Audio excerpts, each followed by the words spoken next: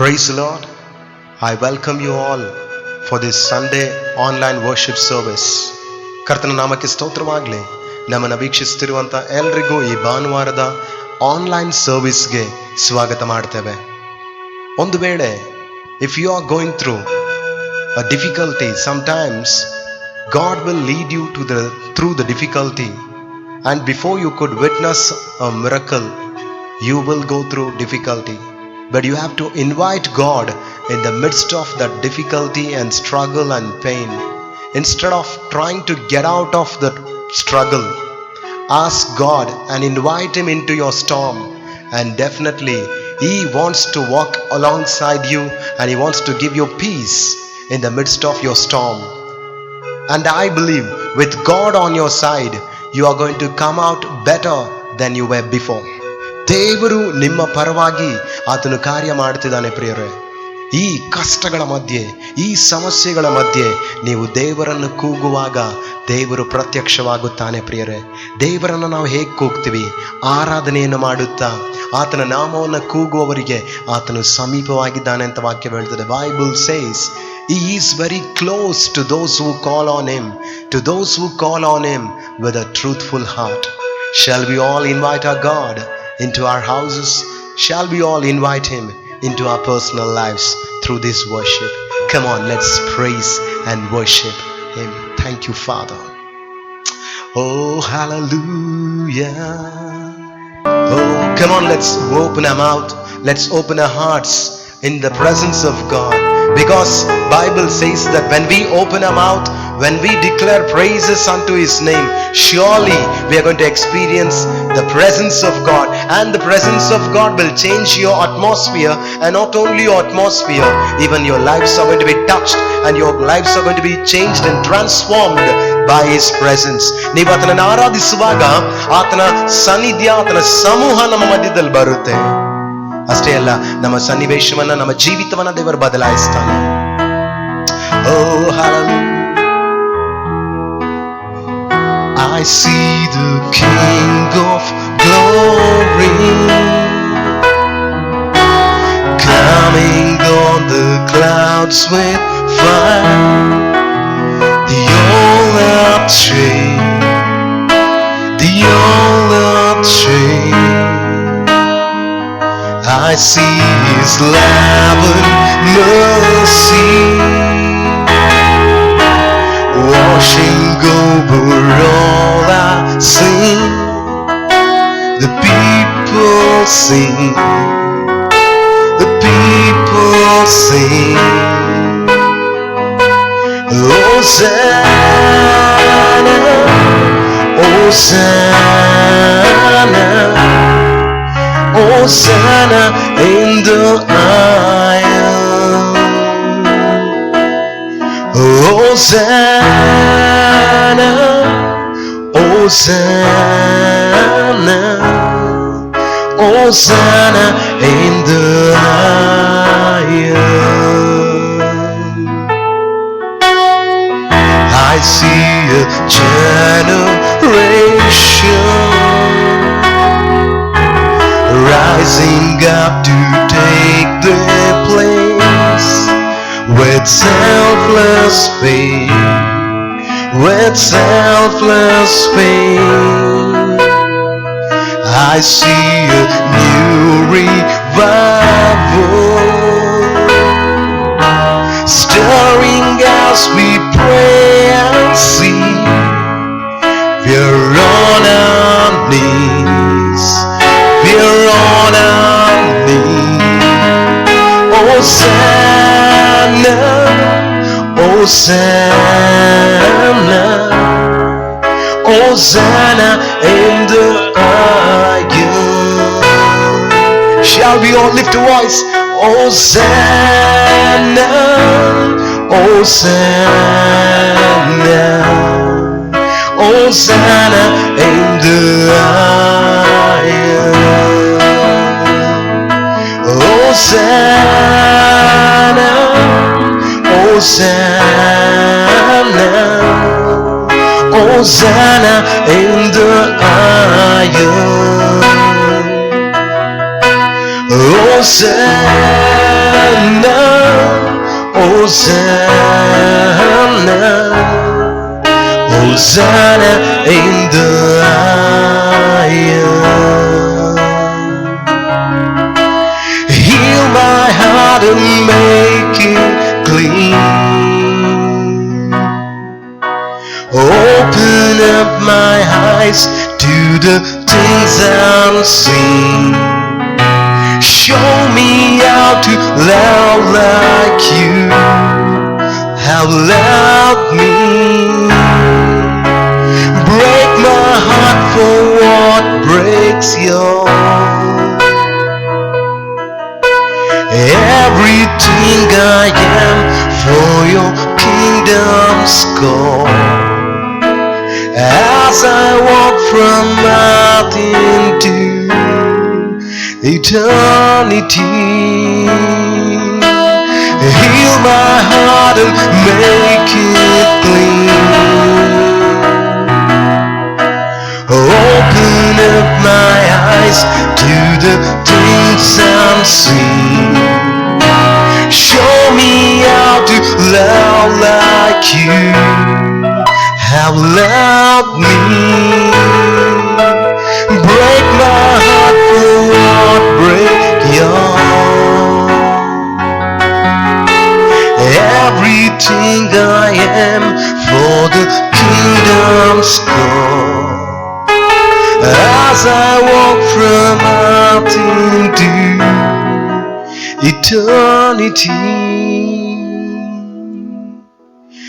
Hosanna, Hosanna, Hosanna in the highest. Shall we declare that? Hosanna, Hosanna, Hosanna in the highest. Hosanna in the highest. Oh Jesus, we thank you, Father. We love you, Lord. ನಮಗೆ ದೇವರಿಗೆ ಸ್ತೋತ್ರ ಮಾಡೋಣ. ದೇವರು ಒಳ್ಳೆಯವನು, ಆತನು ಒಳ್ಳೆಯದನ್ನೇ ಮಾಡುವವನಾಗಿದ್ದಾನೆ. ನಮ್ಮನ್ನು ಕೆಳಗೆ ಬಿದ್ದಂತ ನಮ್ಮನ್ನು ಆತನು ತಿರುಗಿ ನಮ್ಮನ್ನ ಬಂಡೆಯ ಮೇಲೆ ನಿಲ್ಲಿಸುವ ದೇವರಾಗಿದ್ದಾನೆ. ನೀವು ನಂಬಿದ್ರೆ ದೇವರು ನನ್ನನ್ನು ಮೇಲೆತ್ತುತ್ತಾನೆ ಎಂದು, ಖಂಡಿತವಾಗ್ಲೂ ದೇವರು ನಿಮ್ಮನ್ನ ಮೇಲೆತ್ತಿ ಬಂಡೆಯ ಮೇಲೆ ನಿಲ್ಲಿಸುವವನಾಗಿದ್ದಾನೆ. ಮೇಲೆತ್ತೋದು ಮಾತ್ರವಲ್ಲ, ಆತನು ಬಂಡೆಯ ಮೇಲೆ ನಿಲ್ಲಿಸುವ ದೇವರಾಗಿದ್ದಾನೆ. ನಾವು ಆ ದೇವರ ಹತ್ರ ಕೇಳ್ಕೊಳ್ಳೋಣವಾ? ಅಪ್ಪ ಕರ್ತನೆ, ಬಂಡೆಯಾಗಿರುವ ಕ್ರಿಸ್ತನ ಮೇಲೆ ನನ್ನನ್ನು ನಿಲ್ಲಿಸು. ನಿನ್ನನ್ನು ಆರಾಧಿಸುವಂತ ಹೃದಯವನ್ನ ನನಗೆ ಕೊಡು. ಎಂಥ ಸನ್ನಿವೇಶ ಸಂದರ್ಭಗಳಲ್ಲಿಯೂ ನಾನು ನಿನ್ನನ್ನು ಆರಾಧಿಸಬೇಕು. Lord, no matter what the situation is, help me to worship you, Father. Help me to, Lord, call on your name. Lord, give me grace to give glory and praise to my heavenly Father. Jesus, oh Lord, we thank you. Oh, hallelujah. Jesus. ನಮ್ಮ ಕೈಗಳನ್ನು ತಟ್ಟಿ ದೇವರಿಗೆ ಸ್ತೋತ್ರ ಮಾಡೋಣ.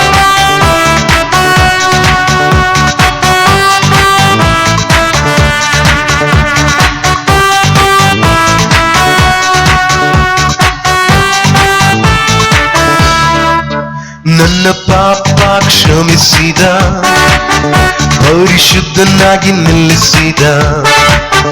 ನನ್ನ ಪಾಪ ಕ್ಷಮಿಸಿದ, ಪರಿಶುದ್ಧನಾಗಿ ನಿಲ್ಲಿಸಿದ. ನನ್ನ ಪಾಪ ಕ್ಷಮಿಸಿದ, ಪರಿಶುದ್ಧನಾಗಿ ನಿಲ್ಲಿಸಿದ. ಎಣಿಸಲಾಗದ ನಿನ್ನ ಪ್ರೀತಿಯು, ವರ್ಣಿಸಲಾಗದ ಯೇಸುವಿನ ಪ್ರೀತಿಯು, ಎಣಿಸಲಾಗದ ನಿನ್ನ ಪ್ರೀತಿಯು ಯೇಸುವೇ, ವರ್ಣಿಸಲಾಗದ ಯೇಸುವಿನ ಪ್ರೀತಿಯು. ನೀ ನನ್ನ ರಕ್ಷಕ, ನೀ ನನ್ನ ರಕ್ಷಕ, ನೀ ನನ್ನ ರಕ್ಷಕನಾದೆ. ನೀ ನನ್ನ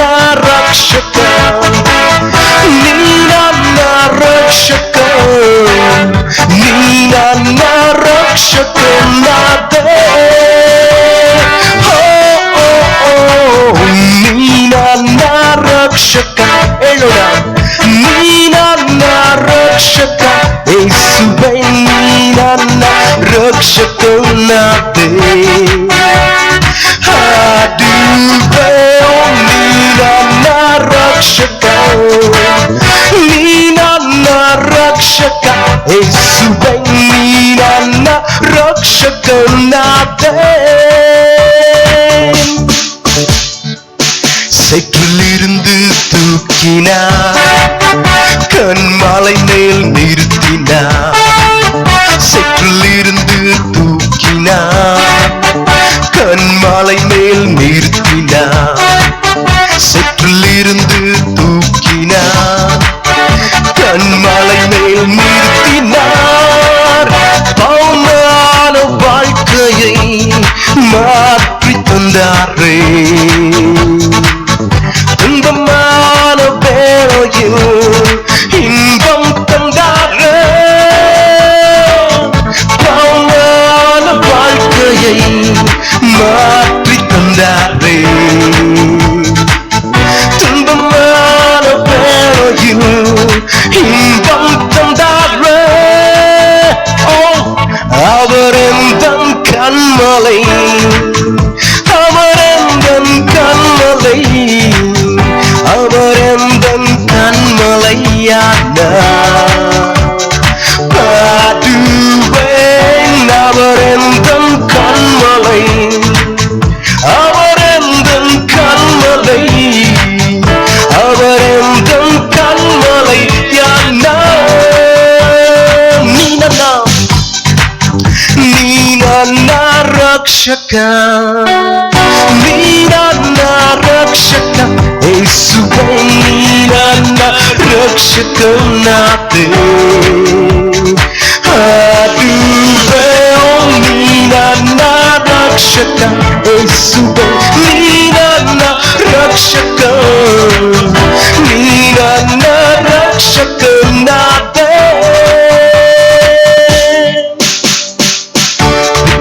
up from the miry clay, put me on the rock to stay. Pick me up from the miry clay, put me on the rock to stay. Pick me up from the miry clay, put me on the rock to stay. All my life was in a mess, I thought there's no way out. Then I cried on Jesus' name, He gave me a brand new start. All my life was in a mess, I thought there's no way out. Then I cried on Jesus' name, He gave me a brand new start. He's wrong, He's wrong. Jesus is the rock on whom I stand. He's wrong. He's wrong. Jesus is the rock on whom I stand. He's wrong. He's wrong. He's wrong. He's the rock on whom I stand. He's the rock. He's the rock. Jesus is the rock on whom I stand. Nina na rakshaka Yesuwe, Nina na rakshaka, Nina na rakshaka nade. Haduwe Nina na rakshaka, Nina na rakshaka Yesuwe, Nina na rakshaka nade. Nina na rakshaka, Nina na rakshaka, Nina na rakshaka nade.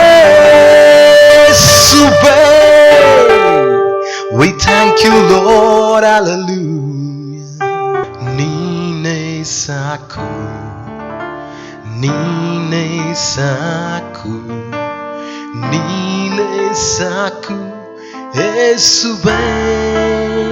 ಎಲ್ರು ಹೇಳೋಣ ಬಾ. ನೀನೇ ಸಾಕು, ನೀನೇ ಸಾಕು, ನೀನೇ ಸಾಕು ಯೇಸುವೇ.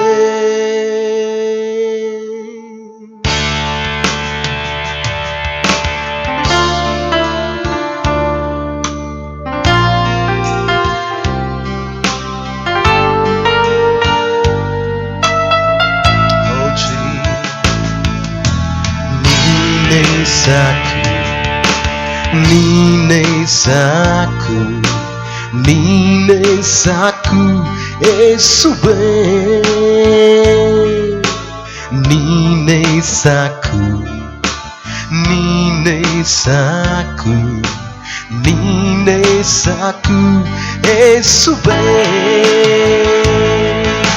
ಸಿಂಹದ ಮರಿಯಾಗಿ ನನ್ನ ಮಾಡಿದೆ, ಸೈತಾನ ಜಯಿಸಲು ಬಲ ನೀಡಿದೆ. ಸಿಂಹದ ಮರಿಯಾಗಿ ನನ್ನ ಮಾಡಿದೆ, ಸೈತಾನ ಜಯಿಸಲು ಬಲ ನೀಡಿದೆ. ನೀನೇ ಸಾಕು, ನೀನೇ ಸಾಕು, ನೀನೇ ಸಾಕು ಯೇಸುವೇ. ಯೇಸು ನೀನೇ, ನೀನೇ ಸಾಕು, ನೀನೇ ಸಾಕು ಯೇಸುವೇ. ಓ ಯೇಸು ನೀನೇ, ನೀನೇ ಸಾಕು, ನೀನೇ ಸಾಕು ಯೇಸುವೇ. ಯೇಸು ನೀನೇ, ನೀನೇ ಸಾಕು, ನೀನೇ ಸಾಕು ಯೇಸುವೇ. ಯೇಸು ನೀನೇ, ನೀನೇ ಸಾಕು, ನೀನೇ ಸಾಕು ಯೇಸುವೇ. ಹದ್ದಿನಂತೆ ನನ್ನ ಹಾರ ಮಾಡಿದೆ, ಉನ್ನತದಲ್ಲಿ ನನ್ನ ಹಾರಿಸಿದೆ. ಹದ್ದಿನಂತೆ ನನ್ನ ಏರ ಮಾಡಿದೆ, ಉನ್ನತದಲ್ಲಿ ನನ್ನ ಹಾರಿಸಿದೆ. ನೀನೇ ಸಾಕು, ನೀನೇ ಸಾಕು, ನೀನೇ ಸಾಕು ಯೇಸುವೇ. ಎಲ್ರು ಹೇಳೋಣ, ಕಮೋ. ನೀನೇ ಸಾಕು, ಓ ನೀನೇ ಸಾಕು, ನೀನೇ ಸಾಕು ಯೇಸುವೇ. ಯೇಸು ನೀರೇ, ನೀರೇ போதும், நீரே போதும் ಯೇಸುವೇ. சொல்லுவோம், ಯೇಸು ನೀರೇ, ನೀರೇ போதும், ನೀರೇ போதும் ಯೇಸುವೇ. ಯೇಸು ನೀರೇ, ನೀರೇ போதும், ನೀರೇ போதும் ಯೇசுವೇ. கழுகை போல என்னை எழும்ப செய்தி, உயரங்களில் என்னை பறக்க செய்தி. கழுகை போல என்னை எழும்ப செய்தி, உயரங்களில் என்னை பறக்க செய்தி. நீரே போதும், நீரே போதும், நீரே போதும் இயேசுவே. நீரே, நீரே போதும், நீரே போதும், நீரே போதும் இயேசுவே. இயேசு நீரே, நீரே போதும்,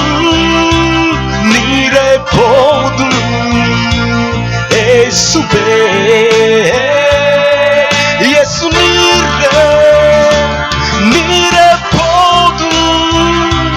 ನೀರೇ போதும் இயேசுவே சிங்கத்தின் பிள்ளையா என்னை மாற்றி நீ சாத்தானை ஜெயித்திடும் பலன் அளித்தி சிங்கத்தின் பிள்ளையா என்னை மாற்றி நீ சாத்தானை ஜெயித்திடும் பலன் அளித்தி நீரே போதும்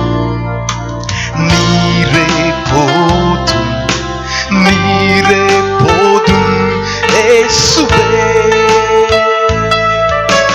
நீரே போதும் ஓ நீரே போதும் இயேசுவே. Jesus, thank you Father. அப்பா நீர் எவ்வளவு நல்லவராய் இருக்கிறீரப்பா, நீர் எவ்வளவு உயர்ந்தவராய் இருக்கிறீரையா. நீர் நல்லவர், நல்லதையே செய்கிறவர், நீர் துதிகளின் மத்தியில் வாசம் செய்கிறவர். உம் நாமத்தை கூப்பிடும் அனைவருக்கும் நீர் சமீபமாயிருக்கிற தேவனே. அப்பா உங்களுடைய பாதங்களில் எங்களை அர்ப்பணிக்கிறோம் ஐயா. உம்முடைய கர்த்தாவே உயிர்த்தெழுந்த வல்லமைக்காக நாங்கள் நன்றி செலுத்துகிறோம். Lord, we thank you for your resurrection power. Lord, we thank you for your goodness. Lord, we thank you for your mercy. Lord, we thank you for your shed blood. Lord, we thank you for your peace and your protection on our lives, on our families, on our ministries, oh Father. Lord, we are so thankful, oh Father. Lord, you are holy. Apani parishuddhanappa. ನಿನ್ನಂತೆ ದೇವರಿಲ್ಲ, ನಿನ್ನಂತೆ ತಂದೆ ಇಲ್ಲ, ನಿನ್ನಂತೆ ಸ್ನೇಹಿತನಿಲ್ಲ. ನಿನ್ನನ್ನೇ ನಾವು ಕರ್ತನೆ ಮನಸಾರೆ ನಿನ್ನ ಪರಿಶುದ್ಧ ನಾಮವನ್ನು ನಾವು ಕೊಂಡಾಡ್ತೇವೆ. ನಾವೆಲ್ಲರೂ ಹೇಳೋಣವಾ? ಓ ಜೀಸಸ್, ಥ್ಯಾಂಕ್ ಯು ಫಾದರ್. ಪರಿಶುದ್ಧನೇ ನಿನ್ನ ಕಂಡ ಕ್ಷಣದಲ್ಲಿ ನನ್ನ ಪಾಪ ದೋಷವೆಲ್ಲ ದೂರವಾಯಿತು. ಹೇಳೋಣ, ಪರಿಶುದ್ಧನೇ ನಿನ್ನ ಓ ಕಂಡ ಕ್ಷಣದಲ್ಲಿ ನನ್ನ ಪಾಪ ದೋಷವೆಲ್ಲ ದೂರವಾಯಿತು. ಏಸಯ್ಯ, ಓ ಏಸಯ್ಯ, ಏಸಯ್ಯ ಕೃಪೆ, ನಿನ್ನ ಕೃಪೆಯೇ ಸಾಕಯ್ಯ. ಏಸಯ್ಯ, ಹೇಳೋಣ, ಏಸಯ್ಯ, ಏಸಯ್ಯ ನಿನ್ನ ಕೃಪೆಯೇ ಸಾಕಯ್ಯ. ನಿನ್ನಂತೆ ಓ ನಿನ್ನಂತೆ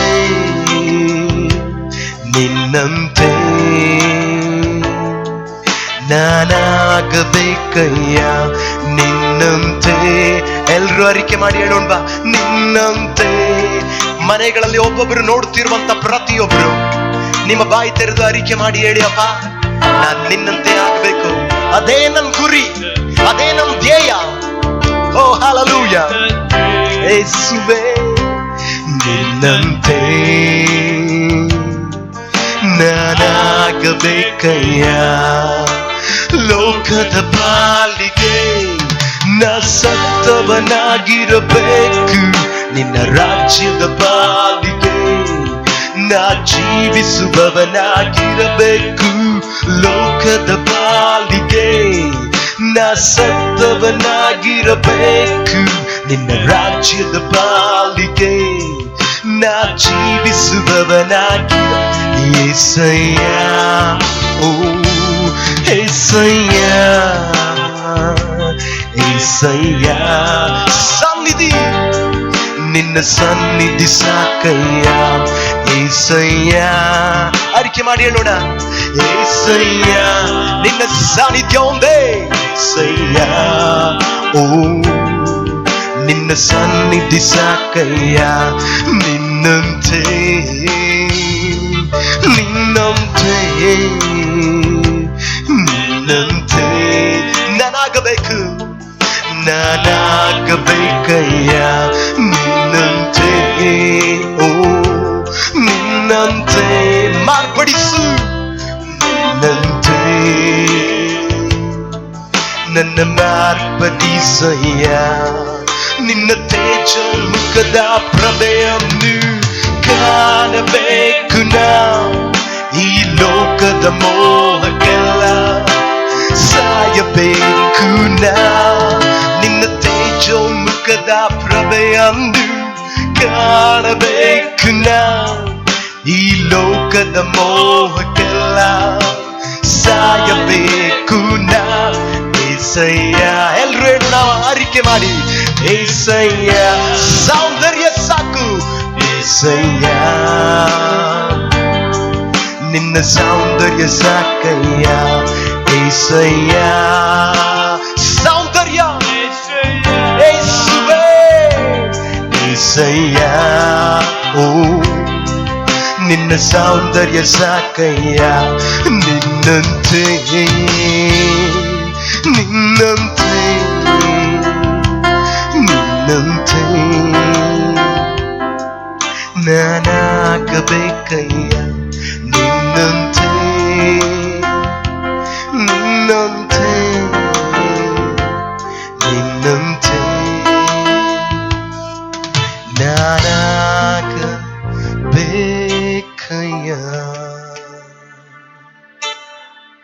ಹಲ್ಲೆಲೂಯಾ.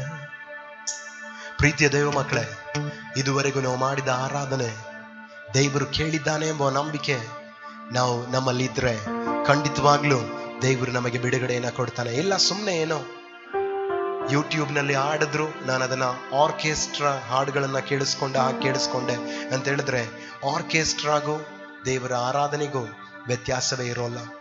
ನಾವು ಆರ್ಕೆಸ್ಟ್ರಾ ರೀತಿ ಇದನ್ನ ನಡೆಸ್ತಿಲ್ಲ, ಆದ್ರೆ ನಾವೆಲ್ಲರೂ ಸಭೆಯಾಗಿ ಸೇರಿ ಕರ್ತನ ಆರಾಧನೆಯನ್ನ ಮಾಡ್ತಿದ್ದೇವೆ ಪ್ರಿಯರೇ. People of god, this is not an orchestra, this is the presence of God. In the presence of God, mountains will melt like wax. Bible says in his presence there is fullness of joy. As you are engaging in this worship, I believe something God is doing in each and every one of your life.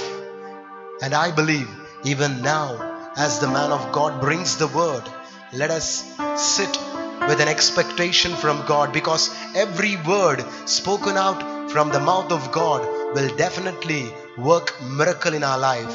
ಪ್ರತಿಯೊಂದು ವಾಕ್ಯವು ದೇವರ ಬಾಯಿಂದ ಹೊರಟಿದ್ದು ಅದು ಅದ್ಭುತಗಳನ್ನ ಮಾಡುತ್ತೆ, ಕಾರ್ಯ ಸಾಧನೆ ಮಾಡುತ್ತೆ ಪ್ರಿಯರೇ. ಈ ವಾಕ್ಯಗಳನ್ನ ಕೇಳಿಸಿಕೊಳ್ಳುವುದಕ್ಕೆ ನಮ್ಮನ್ನೇ ನಾವು ಒಪ್ಪಿಸುವಾಗ ದೇವ ಸೇವಕರು ಪಾಸ್ಟರ್ ಸ್ಯಾಮ್ಯುಯಲ್ ವರ್ಗೀಸ್ ಅವರು ಈ ವಾಕ್ಯವನ್ನ ತರುವಂತ ವೇಳೆ ಆ ಸತ್ಯವು ನಮ್ಮ ಜೀವಿತವನ್ನ ಬದಲಾಯಿಸಲಿ ಎಂದು ನಾವು ದೇವರ ಹತ್ರ ಕೇಳ್ಕೊಳ್ಳೋಣ. Let us ask God, Lord, even your servant brings the word, let's expect and ask the Lord, Lord, let your word search inside of me, and let your word, Lord, investigate inside of me. Let your word bring your light, let your word bring transformation, healing and deliverance. And now over to Pastor Samuel Verghese. Thank you. Yes, shall we pray? ನಾವು ಪ್ರಾರ್ಥಿಸೋಣ. Father, in the name of Jesus, we come before the throne of grace. ತಂದೆಯೇ, ಕರ್ತನಾದ ಯೇಸುವಿನ ನಾಮದಲ್ಲಿ ಕೃಪಾ ಸಿಂಹಾಸನದ ಮುಂದೆ ಬರುತ್ತೇವೆ. As we listen to your word, O God, ತಂದೆಯೇ, ನಿನ್ನ ವಾಕ್ಯವನ್ನು ಕೇಳಿಸಿಕೊಳ್ಳುವಾಗ I pray, Daddy, that you will give us the understanding of your word through your Holy Spirit. ತಂದೆಯೇ, ಪ್ರಾರ್ಥಿಸುತ್ತೇವೆ, ನಿನ್ನ ಪರಿಶುದ್ಧಾತ್ಮನ ಮುಖಾಂತರವಾಗಿ ನಿನ್ನ ವಾಕ್ಯದ ತಿಳುವಳಿಕೆಯನ್ನ ನಮಗುಂಟು ಮಾಡು. So that, Lord, each of us would receive a powerful breakthrough. ಕರ್ತನೆ, ಹೀಗೆ ಪ್ರತಿಯೊಬ್ಬರು ನಿನ್ನ ಬಲವುಳ್ಳ ತಿರುವುಗಳನ್ನ ನಾವು ಪಡೆಯಬೇಕೆಂದು. Jesus, you came to set us free. ಯೇಸುವೆ, ನೀನು ನಮ್ಮನ್ನ ಬಿಡುಗಡೆ ಮಾಡುವುದಕ್ಕಾಗಿ ಬಂದೆ. So right now I pray for all the brothers and sisters who will be listening to this message. ಈ ಸಂದೇಶವನ್ನ ಕೇಳಿಸಿಕೊಳ್ಳುವ ಎಲ್ಲ ಸಹೋದರ ಸಹೋದರಿಯರನ್ನ ನಿನ್ನ ಕೈಗಳಿಗೆ ಒಪ್ಪಿಸುತ್ತೇವೆ. I pray, Lord, let the spirit of freedom come into their mind, their heart, their will, their emotions, into every area of their lives. ಕರ್ತನೆ, ಅವರ ಜೀವಿತದ ಎಲ್ಲಾ ಕ್ಷೇತ್ರಗಳಲ್ಲಿಯೂ ನಿನ್ನ ಬಿಡುಗಡೆ, ನಿನ್ನ ಸ್ವತಂತ್ರದ ಆತ್ಮ ಇಳಿಯಲಿ ಎಂದು ನಾವು ಪ್ರಾರ್ಥಿಸುತ್ತೇವೆ. Thank you for hearing our prayer. ನಮ್ಮ ಪ್ರಾರ್ಥನೆ ಕೇಳಿಸಿಕೊಂಡಿದ್ದಕ್ಕಾಗಿ ಸ್ತೋತ್ರ. In Jesus' name, Father, we pray. ಯೇಸುವಿನ ನಾಮದಲ್ಲಿ ಬೇಡುತ್ತೇವೆ ತಂದೆಯೇ. Amen and amen. Amen, amen. I greet you all in the wonderful name of our Lord and Savior Jesus Christ. ಕರ್ತನಾದ ಯೇಸು ಕ್ರಿಸ್ತನ ನಾಮದಲ್ಲಿ ನಿಮ್ಮೆಲ್ಲರನ್ನ ನಾನು ಅಭಿನಂದಿಸುತ್ತೇನೆ. It's a joy and privilege once again for me to come in touch with you, in fellowship with you through the word of God. ದೇವರ ವಾಕ್ಯದ ಮುಖಾಂತರವಾಗಿ ಇನ್ನೊಂದು ಸಾರಿ ನಿಮ್ಮೆಲ್ಲರನ್ನ ನಾನು ಭೇಟಿ ಮಾಡುವುದಕ್ಕೂ ನಿಮ್ಮ ಬಳಿ ಸಂಪರ್ಕಕ್ಕೆ ಬರುವುದಕ್ಕೂ ನಾನು ಸಂತೋಷ ಪಡುತ್ತೇನೆ. This morning I'm speaking on the topic of importance of knowing the truth. ಈ ಹಗಲೊತ್ತಲ್ಲಿ ನಾವು ಧ್ಯಾನಿಸುವಂತ ದೇವರ ವಾಕ್ಯದ ಭಾಗವೇನೆಂದ್ರೆ ಸತ್ಯವನ್ನು ಅರಿತುಕೊಳ್ಳುವುದರ ಮುಖ್ಯತ್ವಗಳು.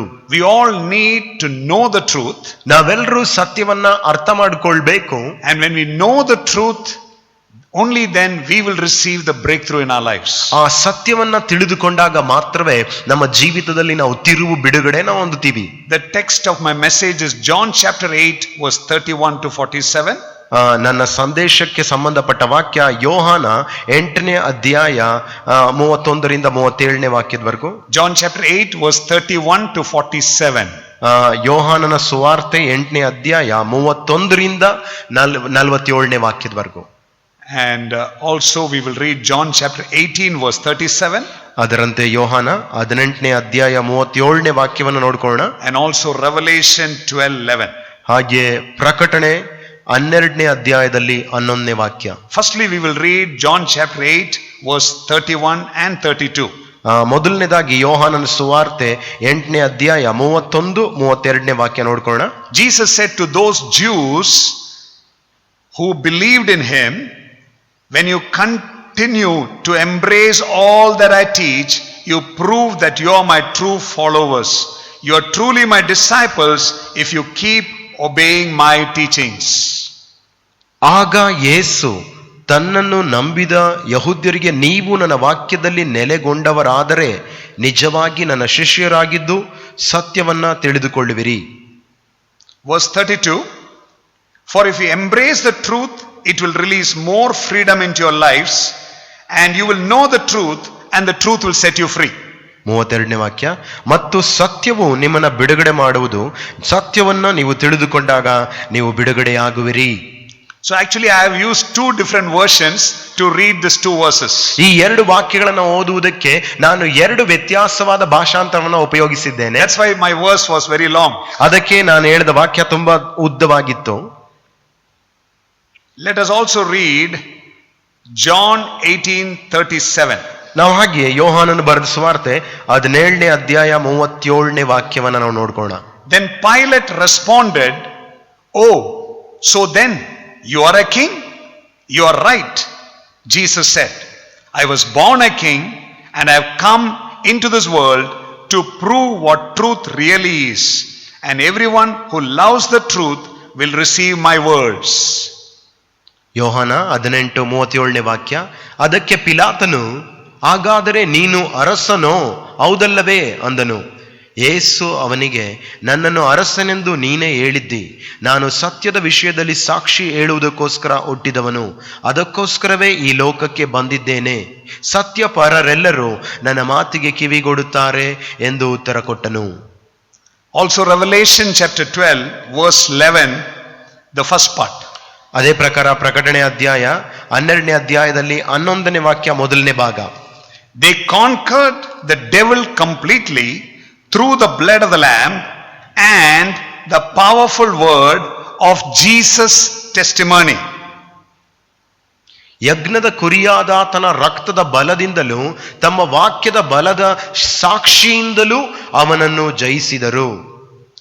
You know, when we read the Greek translation of this verse, ಇದೇ ವಾಕ್ಯದ ಗ್ರೀಕ್ ಭಾಷಾಂತರವನ್ನು ನಾವು ನೋಡಿಕೊಂಡಾಗ it says that we overcome the enemy through the blood of Jesus, and secondly through the word of our testimony.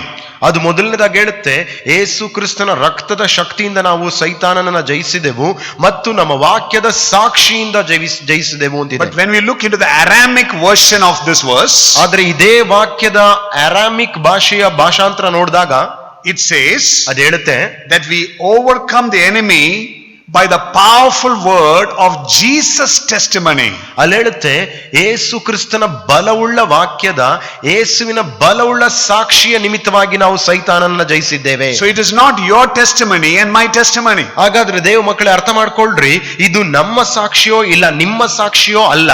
Truly we need to have a good testimony in this world. ಈ ಲೋಕದಲ್ಲಿ ಖಂಡಿತವಾಗ್ಲೂ ನಮ್ಮೆಲ್ಲರಿಗೂ ಒಂದು ಒಳ್ಳೆ ಸಾಕ್ಷಿ ಅನ್ನೋದು ಇರಬೇಕು. We have to lead a holy life. ನಾವು ಪರಿಶುದ್ಧ ಜೀವಿತ ಜೀವಿಸಬೇಕು. And a life that pleases God. ಮತ್ತು ದೇವರು ಮೆಚ್ಚುವಂತ ಜೀವಿತವನ್ನ ನಾವು ಜೀವಿಸಬೇಕು. But what is going to defeat Satan is the powerful testimony of Jesus. ಯಾವುದು ಸೈತಾನನನ್ನ ಜಯಿಸುವಂತದ್ದು ಅಂತ ಹೇಳಿದ್ರೆ ಯೇಸು ಕ್ರಿಸ್ತನ ಬಲವುಳ್ಳ ಸಾಕ್ಷಿಯಾಗಿರುವಂತದ್ದು. Because when we are discouraged, ಯಾಕಂದ್ರೆ ನಾವು ನಿರುತ್ಸಾಹಗೊಂಡಾಗ we may speak what we feel, we may speak what we are going through. ನಮಗೆ ಏನ್ ಅನ್ನಿಸ್ತದೋ, ನಾವು ಯಾವ ಅನುಭವ ದಾಟಿ ಹೋಗ್ತಿದ್ದೀವೋ ಅದನ್ನ ನಾವು ಮಾತಾಡ್ತೀವಿ. Or we may share our problems with so many people. ಇಲ್ಲ, ನಮಗಾಗುವಂತ ತೊಂದರೆಗಳನ್ನ ನಾವು ಎಷ್ಟೋ ಜನರ ಹತ್ರ ಹೇಳ್ಕೊಳ್ತೀವಿ, ಹಂಚ್ಕೊಳ್ತೀವಿ. And the more we share the truth about our situation, the truth about our problem, the truth what we are going through, actually our problem goes from bad to worse. ನಮ್ಮ ನಿಜವಾದ ಪರಿಸ್ಥಿತಿ, ನಮ್ಗಾದಂತ ಈ ಸತ್ಯ ಘಟನೆ, ಇದನ್ನ ನಾವ್ ಎಲ್ಲಾ ಕಡೆ ನಾವು ಹೇಳ್ಕೊಳ್ತಾ ಅದನ್ನೇ ಮಾತಾಡ್ತಾ ಇದ್ದಾಗ ಆ ತೊಂದರೆಯು ಇನ್ನೂ ಕೆಟ್ಟದಾಗಿ, ಇನ್ನೂ ತೀರಾ ಅದು ಹಾಳಾದಂತ ಪರಿಸ್ಥಿತಿಗೆ ಬರುತ್ತೆ. So actually it is the truth which we know, which we understand, which is going to give us victory. ನೋಡ್ರಿ, ನಾವು ತಿಳಿದುಕೊಳ್ಳಂತ ಈ ಸತ್ಯವು, ನಾವು ಅರ್ಥ ಮಾಡಿಕೊಂಡಂತ ಈ ಸತ್ಯವು ನಮಗೆ ಜಯವನ್ನ ಕೊಡುತ್ತೆ. So actually in the Bible, ಹಾಗೆ ನೋಡುವಾಗ ಸತ್ಯವೇದದಲ್ಲಿ Jesus is the truth. ನಿಜವಾಗ್ಲೂ ಹೇಳುವಾಗ ಯೇಸುವೇ ಸತ್ಯವಾಗಿದ್ದಾನೆ. Jesus is the way, Jesus is the truth, Jesus is the life. ಯೇಸುವೇ ಮಾರ್ಗವು, ಯೇಸುವೇ ಸತ್ಯವು, ಯೇಸುವೇ ಜೀವವಾಗಿದ್ದಾನೆ. So for all our problems, for all our needs, for all our temptation, for all our battles, for all what we go through, we need the truth of Jesus to make us overcomers. ನೋಡ್ರಿ, ನಮ್ಮೆಲ್ಲಾ ಶೋಧನೆಗಳಿಗೂ, ನಮ್ಮೆಲ್ಲಾ ವೇದನೆ, ನಮ್ಮೆಲ್ಲಾ ಸಂಕಟ, ನಷ್ಟ, ಹಿಂಸೆ, ದುಃಖ ಇವೆಲ್ಲದಕ್ಕೂ ಯೇಸುವಿನ ಸತ್ಯವು ನಮಗೆ ಅತಿ ಅಗತ್ಯವಾಗಿದೆ. So let us read the first text what I shared with you, John chapter 8 verse 31 to 47. ಮೊದಲನೇದಾಗಿ ನಾನು ನಿಮಗೆ ಹೇಳಿದ ಹಾಗೆ ಯೋಹಾನನ ಸುವಾರ್ತೆ 8ನೇ ಅಧ್ಯಾಯ 31ರಿಂದ 47ನೇ ವಾಕ್ಯದವರೆಗೂ ನಾವು ನೋಡ್ಕೊಳ್ಳೋಣ. So we'll try to go verse by verse. ನಾವು ಒಂದೊಂದು ವಾಕ್ಯವಾಗಿ ನಾವು ನೋಡ್ಕೊಳ್ಳೋಣ. Number 1, ಅದರಲ್ಲಿ ಮೊದಲನೇದು, Jesus is speaking to the believing Jews. ನೋಡ್ರಿ, ಯೇಸು ನಂಬಿಕೆ ಇಟ್ಟಂತ ಯಹೂದ್ಯರಿಗೆ ಮಾತನಾಡ್ತಿದ್ದಾನೆ. What is Jesus saying to the believers? ಮತ್ತು ಯೇಸು ವಿಶ್ವಾಸಿಗೆ ಹೇಳ್ತಿದ್ದಾನೆ, You will become truly my disciples if you keep obeying my teachings. ನನ್ನ ಉಪದೇಶಗಳನ್ನ ಕೈಕೊಂಡು ನಡೆಯೋದಾದ್ರೆ ನೀವು ನಿಜವಾಗಲೂ ನನ್ನ ಶಿಷ್ಯರಾಗುವಿರಿ. We have been believers for so many years. ನೋಡ್ರಿ, ನಾವೆಲ್ಲರೂ ಅನೇಕ ವರ್ಷಗಳಿಂದ ವಿಶ್ವಾಸಿಗಳಾಗಿದ್ದೀವಿ. But we really need to ask this question to ourselves. ನೋಡ್ರಿ, ನಮಗ್ ನಾವೇ ಈ ಪ್ರಶ್ನೆಯನ್ನ ಕೇಳ್ಕೋಬೇಕು.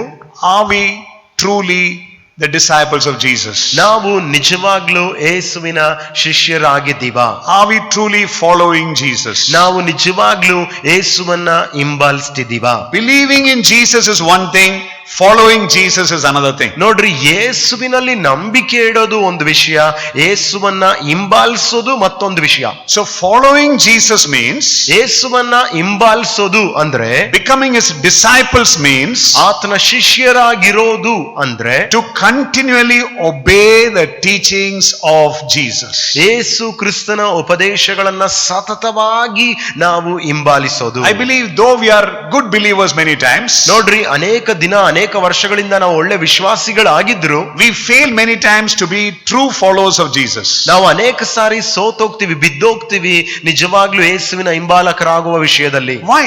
ಯಾಕೆ? Because we don't know the word of God. ಕಾರಣ, ನಮಗೆ ಯೇಸುವಿನ ವಾಕ್ಯವು ಸರಿಯಾಗಿ ಗೊತ್ತಿಲ್ಲ. We don't know what the teachings of Jesus is telling us to do in that situation, in that circumstance. ಆ ಪರಿಸ್ಥಿತಿ, ಆ ಸನ್ನಿವೇಶದಲ್ಲಿ ಯೇಸು ಕ್ರಿಸ್ತನ ಸತ್ಯವಾಕ್ಯವು ನಮಗೇನು ಉಪದೇಶ ಮಾಡ್ತಾ ಇದೆ ಅನ್ನೋದು ನಮಗೆ ಸರಿ ಗೊತ್ತಿಲ್ಲ. So the teachings of Jesus is actually the truth which is going to set us free. ನೋಡ್ರಿ, ಯೇಸು ಕ್ರಿಸ್ತನ ಉಪದೇಶವೇ ನಿಜವಾಗ್ಲೂ ನಮ್ಮನ್ನ ಸತ್ಯವಾಗಿಯೂ ಬಿಡುಗಡೆ ಮಾಡುತ್ತೆ. That's what verse 32 says. ಅಲ್ಲಿ ಅದಕ್ಕೆ ನಾವು 32ನೇ ವಾಕ್ಯ ನೋಡ್ತೀವಿ. TPT version says like this. TPT ಭಾಷಾಂತರ ಹೇಳುತ್ತೆ, For if you embrace the truth, Now it will release more freedom into your lives. ನೋಡ್ರಿ, ಸತ್ಯವನ್ನ ನಾವು ತಬ್ಬಿಕೊಂಡಾಗ ಇಲ್ಲ ಸತ್ಯವನ್ನ ಅಪ್ಪಿಕೊಂಡಾಗ ಅದು ನಮ್ಮ ಜೀವಿತದಲ್ಲಿ ಹೆಚ್ಚೆಚ್ಚಾದ ಸ್ವತಂತ್ರವನ್ನ ಕೊಡುತ್ತೆ. It's not just knowing the truth in our head. ನೋಡ್ರಿ, ನಮ್ಮ ತಲೆ ನಮ್ಮ ಮೆದುಳಿನಲ್ಲಿ ನಾವು ಅರ್ಥ ಮಾಡಿಕೊಳ್ಳೋ ಸತ್ಯ, ಅದ್ರ ಬಗ್ಗೆ ಹೇಳ್ತಿಲ್ಲ. Now suppose we are going through a relationship problem. ಉದಾಹರಣೆಗೆ ನಾವು ಒಂದು ಸಂಬಂಧದಲ್ಲಿ ಒಂದು ತೊಂದರೆ ಇದೆ ಅಂತ ತಗೊಳ್ಳಿ. Somebody has hurt us very badly. ಒಬ್ರು ಯಾರೋ ಇನ್ನೊಬ್ರಿಗೆ ತುಂಬಾ ನೋಯಿಸ್ಬಿಟ್ರು ಇಲ್ಲ ದುಃಖ ಪಡಿಸ್ಬಿಟ್ರು. And we are so angry at that person. ಮತ್ತು ಆ ವ್ಯಕ್ತಿ ಮೇಲೆ ಅವ್ರಿಗೆ ತುಂಬಾ ಕೋಪ. We are so upset with that situation. ಆ ಪರಿಸ್ಥಿತಿ ಬಗ್ಗೆ ಅವ್ರಿಗೆ ತುಂಬಾನೇ ಬೇಸರ. We are not able to forgive and forget that incident. ಆ ಘಟನೆಯನ್ನ ನೆನೆಸಿ ನೋಡುವಾಗ ಅವ್ರಿಗೆ ನಾವು ಕ್ಷಮಿಸೋಕಾಗ್ತಿಲ್ಲ. And because of that, ಅದರ ನಿಮಿತ್ತವಾಗಿ we are not able to come out of, our lack of peace, our tension, our discouragement, and our problem. ಅದರ ನಿಮಿತ್ತವಾಗಿ ನಮ್ಮ ತೊಂದರೆಗಳಿಂದ, ಸಮಾಧಾನದ ಕೊರತೆ, ಹೋರಾಟ, ಹಿಂಸೆ, ನೋವುಗಳಿಂದ ನಾವು ಹೊರಗಡೆ ಬರೋಕ್ಕಾಗಲ್ಲ. Yes, must be somebody may come and advise us telling you need to forgive. ಅಂತ ಸಂದರ್ಭದಲ್ಲಿ ಯಾರೋ ಒಬ್ರು ಬಂದು ಹೇಳ್ಬೋದು, ನೀನು ಕ್ಷಮಿಸಲೇಬೇಕು ಅಂತ ಹೇಳ್ಬೋದು. But we say no, I can't do it. ಆದ್ರೆ ನಾವೇನ್ ಹೇಳ್ತೀವಿ, ಇಲ್ಲ, ನನ್ನಿಂದ ಕ್ಷಮಿಸಕ್ಕೆ ಆಗಲ್ಲ. Because I have not made any mistake. ಕಾರಣ ನಾನೇನು ತಪ್ಪು ಮಾಡಿಲ್ವಲ್ಲ. That person has made the mistake. ಅವ್ರು ಮಾಡಿದ್ದು ತಪ್ಪು. So how can I forgive? ನಾನು ಹೇಗೆ ಅವ್ರನ್ನ ಕ್ಷಮಿಸ್ಲಿ? Because if I forgive, that person will take advantage of me. ಒಂದು ವೇಳೆ ನಾನು ಅಯ್ಯೋ ಪಾಪ ಅಂತ ಕ್ಷಮಿಸಿದ್ರೆ ಅವರು ಅದಕ್ಕೆ ಬೇಕಂತ ಅನುಕೂಲ ತಗೊಳ್ತಾರಲ್ಲ. So we get more and more upset. ನಮಗೆ ಆ ಸಂದರ್ಭದಲ್ಲಿ ತುಂಬಾ ಬೇಸರ ಆಗುತ್ತೆ. But the Bible says, ಆದ್ರೆ ವಾಕ್ಯ ಹೇಳುತ್ತೆ ನೋಡಿ, the teachings of Jesus is the truth. ಯೇಸು ಕ್ರಿಸ್ತನ ಉಪದೇಶಗಳೇ ಸತ್ಯ. I want to read a few verses. ನಾನು ಕೆಲವು ವಾಕ್ಯಗಳನ್ನ ನಿಮಗೋಸ್ಕರ ಓದೋಕೆ ಇಷ್ಟಪಡ್ತೀನಿ. Matthew chapter 6 verse 14 and 15. ಮತ್ತಾಯನು ಬರೆದ ಸುವಾರ್ತೆ 6ನೇ ಅಧ್ಯಾಯ 14-15. Now Jesus told very clearly this statement to his disciples. ಯೇಸು ಕ್ರಿಸ್ತನು ತನ್ನ ಶಿಷ್ಯರಿಗೆ ತುಂಬಾ ಸ್ಪಷ್ಟವಾಗಿ ಹೇಳ್ತಾನೆ ಈ ಒಂದು ಮಾತನ್ನ. Jesus said, ಯೇಸು ಹೇಳ್ತಾನೆ, and when you pray, make sure you forgive the faults of others, so that your Father in heaven will also forgive you. But if you withhold forgiveness from others, your Father withholds forgiveness from you. ನೀವು ಜನರ ತಪ್ಪುಗಳನ್ನು ಕ್ಷಮಿಸಿದರೆ ಪರಲೋಕದಲ್ಲಿರುವ ನಿಮ್ಮ ತಂದೆಯು ನಿಮ್ಮ ತಪ್ಪುಗಳನ್ನು ಕ್ಷಮಿಸುವನು. ಆದರೆ ನೀವು ಜನರ ತಪ್ಪುಗಳನ್ನು ಕ್ಷಮಿಸದೇ ಹೋದರೆ ನಿಮ್ಮ ತಂದೆ ಸಹ ನಿಮ್ಮ ತಪ್ಪುಗಳನ್ನು ಕ್ಷಮಿಸುವುದಿಲ್ಲ. So what we think is not the truth. ನೋಡ್ರಿ, ನಾವ್ ಯಾವ್ದು ಯೋಚಿಸ್ತಿದ್ದೀವೋ ಅದು ಸತ್ಯ ಅಲ್ಲ. What we feel about a situation is not the truth. ಒಂದು ಪರಿಸ್ಥಿತಿ ಬಗ್ಗೆ ನಾವ್ ಏನ್ ಯೋಚಿಸ್ತಿದ್ದೀವೋ ಅದು ಸತ್ಯ ಅಲ್ಲ. Jesus' testimony is the truth. ಯೇಸು ಕ್ರಿಸ್ತನ ಸಾಕ್ಷಿಯೇ ಸತ್ಯ. So what is the testimony of Jesus when we are hurt, when we are upset, when there's a relationship problem? The testimony of Jesus is forgive the person who has hurt you. ನಮಗೆ ಬೇಸರವಾದಾಗ, ನಮಗೆ ನೋವಾದಾಗ, ದುಃಖವಾದಾಗ, ಇಲ್ಲ ಸಂಬಂಧದಲ್ಲಿ ಏನೋ ಒಂದು ತೊಂದರೆ ಬಂದಾಗ ಆ ವ್ಯಕ್ತಿಯನ್ನ ನಾವು ಹೇಗೆ ನಿಭಾಯಿಸಬೇಕು ಅಂದ್ಕೊಂಡಾಗ ಯೇಸುವಿನ ಸತ್ಯ ಉಪದೇಶ ಹೇಳುತ್ತೆ, ಆ ವ್ಯಕ್ತಿಯನ್ನ ಕ್ಷಮಿಸ್ಬಿಡು. So only when we embrace the truth, ನೋಡ್ರಿ, ನಾವು ಆ ಸತ್ಯವನ್ನ ತಬ್ಬಿಕೊಂಡಾಗ, ಹಪ್ಪಿಕೊಂಡಾಗ ಮಾತ್ರ, the truth of forgiveness, ಆ ಕ್ಷಮಿಸುವಂತ ಸತ್ಯ, only then we will be set free. ಆಗ ಮಾತ್ರವೇ ನಾವು ಬಿಡುಗಡೆ ಆಗೋಕ್ ಸಾಧ್ಯ. Even when you read Matthew chapter 5, ನೋಡ್ರಿ, ಮತ್ತಾಯನು ಬರೆದ ಸುವಾರ್ತೆ 5ನೇ ಅಧ್ಯಾಯವನ್ನ ಓದುವಾಗ್ಲೂ ಅಷ್ಟೇ, verse 43 to 46, 43ರಿಂದ 46ನೇ ವಾಕ್ಯದವರೆಗೂ, again you say Jesus is comparing the Old Testament with the New Testament. ಯೇಸು ಸ್ವಾಮಿ ಮತ್ತೆ ಪುನಃ ಆ ಹಳೆ ಒಡಂಬಡಿಕೆಯನ್ನ ಹೊಸ ಒಡಂಬಡಿಕೆಗೆ ಹೋಲಿಸುತ್ತಿದ್ದಾನೆ. Jesus said, you have heard that the law of Moses says, love your neighbor and hate your enemy. ಯೇಸು ಹೇಳಿದನು, ನೀವು ಮೋಶೆಯ ಆಜ್ಞೆಯನ್ನ ಕೇಳಿದಿರಲ್ಲ, ನಿನ್ನ ನೆರೆಯವರನ್ನ ಪ್ರೀತಿಸು, ನಿನ್ನ ಶತ್ರುವನ್ನ ದ್ವೇಷಿಸು ಅಂತ. But I say, love your enemies, pray for those who persecute you.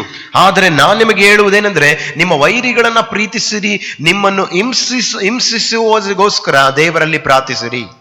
In that way you will be acting as true children of your Father in heaven, for he gives his sunlight to both the evil and the good, and he sends rain on the just and on the unjust too. ಹೀಗೆ ಮಾಡಿದರೆ ನೀವು ಪರಲೋಕದಲ್ಲಿರುವ ನಿಮ್ಮ ತಂದೆಗೆ ಮಕ್ಕಳಾಗುವಿರಿ. ಆತನು ಕೆಟ್ಟವರ ಮೇಲೆಯೂ ಒಳ್ಳೆಯವರ ಮೇಲೆಯೂ ತನ್ನ ಸೂರ್ಯನು ಮೂಡುವಂತೆ ಉದಯಿಸುವಂತೆ ಮಾಡುತ್ತಾನೆ. So, on the other hand, suppose we say, how can I love my enemy?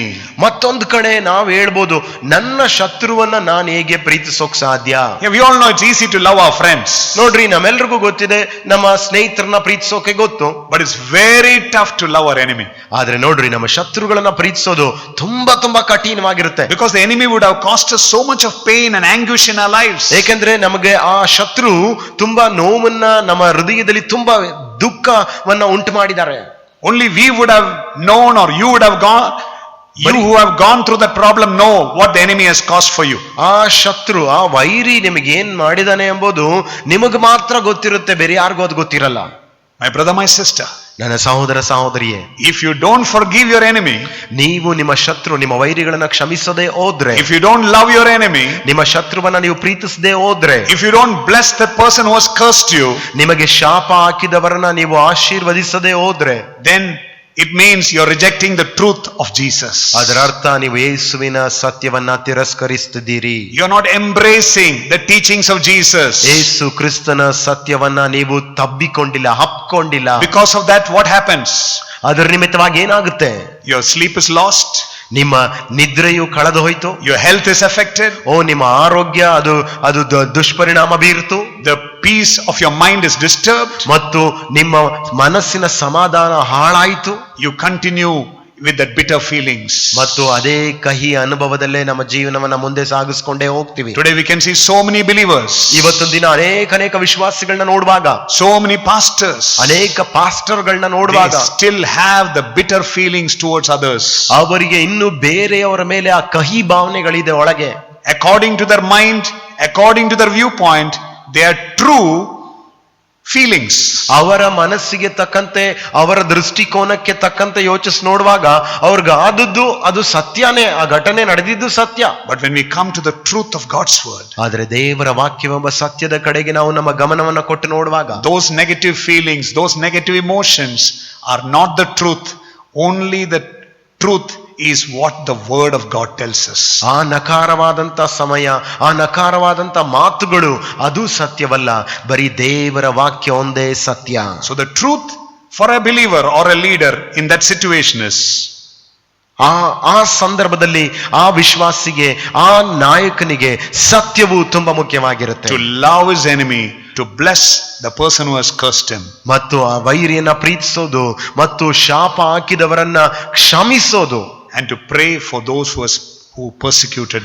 ಅಷ್ಟೇ ಮಾತ್ರವಲ್ಲ, ಯಾರೆಲ್ಲ ಹಿಂಸೆ ಕೊಟ್ರೋ ಅವ್ರಿಗೋಸ್ಕರ ಪ್ರಾರ್ಥಿಸುವಂತದ್ದಾಗಿರುತ್ತೆ. Praying for those who persecute us. ನಮ್ಮನ್ನ ಹಿಂಸಿಸುವವರಿಗೋಸ್ಕರ ಪ್ರಾರ್ಥಿಸೋದು. I'm sure all of us will do that. ಖಂಡಿತ ನಾವೆಲ್ಲರೂ ಅದನ್ನ ಮಾಡ್ತೀವಿ. But what we pray and how we pray is very important. ಆದ್ರೆ ನಾವು ಏನ್ ಪ್ರಾರ್ಥಿಸ್ತೀವಿ, ಹೇಗ್ ಪ್ರಾರ್ಥಿಸ್ತೀವಿ ಅನ್ನೋದು ತುಂಬಾ ಮುಖ್ಯ. I'm sure when we are hurt, when we are offended, we will say, God, break that person. Lord, teach that person a lesson. ಖಂಡಿತವಾಗ್ಲೂ ನಮ್ಗೆಲ್ಲ ನೋವಾದಾಗ, ಇಲ್ಲ ವೇದನೆಗಳಾದಾಗ ನಾವ್ ಹೇಳ್ತೀವಿ, ದೇವ್ರೆ ನನ್ಗೆ ಉಂಟು ಮಾಡಿ, ಈ ನೋವು ಉಂಟು ಮಾಡಿದ ಶತ್ರುವಿನ ಕೈಕಾಲ್ ಮುರಿ, ಅವ್ರಿಗೆ ನೀನ್ ದಂಡಿಸು, ಅವ್ರಿಗೆ ಹಿಂಸೆ ಕೊಡು. That is not the prayer based on the truth of the teachings of Jesus. ನೋಡ್ರಿ, ಯೇಸು ಕ್ರಿಸ್ತನ ಉಪದೇಶಕ್ಕೆ ತಕ್ಕಂತ ರೀತಿಯಾದ ಪ್ರಾರ್ಥನೆ ಅದಲ್ಲ. That might be true according to our feelings. ಅದು ನಮ್ಗಳ ಅನಿಸಿಕೆ, ನಮ್ಗಳ ಅಭಿಪ್ರಾಯಕ್ಕೆ ಒಂದು ವೇಳೆ ನಿಜ ಅಂತ ಇರ್ಬೋದು. But based upon the true teachings of Jesus, ಆದ್ರೆ ಯೇಸು ಕ್ರಿಸ್ತನ ಸತ್ಯ ಉಪದೇಶಕ್ಕನುಸಾರವಾಗಿ ನೋಡುವಾಗ, we have to pray, God, I forgive that person, I bless that person, help me to love that person more and more. ನಾವ್ ಹೇಳ್ಬೇಕು, ದೇವ್ರೆ ಆ ವ್ಯಕ್ತಿಯನ್ನ ನಾನು ಕ್ಷಮಿಸ್ತೀನಿ, ಆ ವ್ಯಕ್ತಿಯನ್ನ ನಾನು ಪ್ರೀತಿಸ್ತೀನಿ, ಆ ವ್ಯಕ್ತಿನ ಇನ್ನು ಪ್ರೀತಿಸುವಂತ ಹೃದಯವನ್ನ, ಮನಸ್ಸನ್ನ ನನಗೆ ಕೊಡು. That is the truth. That is the true prayer which is going to set us free. ಅದುವೇ ನಿಜವಾದ ಸತ್ಯವಾದ ಪ್ರಾರ್ಥನೆ, ನಮಗೆ ಬಿಡುಗಡೆಯನ್ನ ಉಂಟು ಮಾಡುತ್ತೆ ದೇವ ಮಕ್ಕಳೇ. Because I feel many times even our prayers are not right.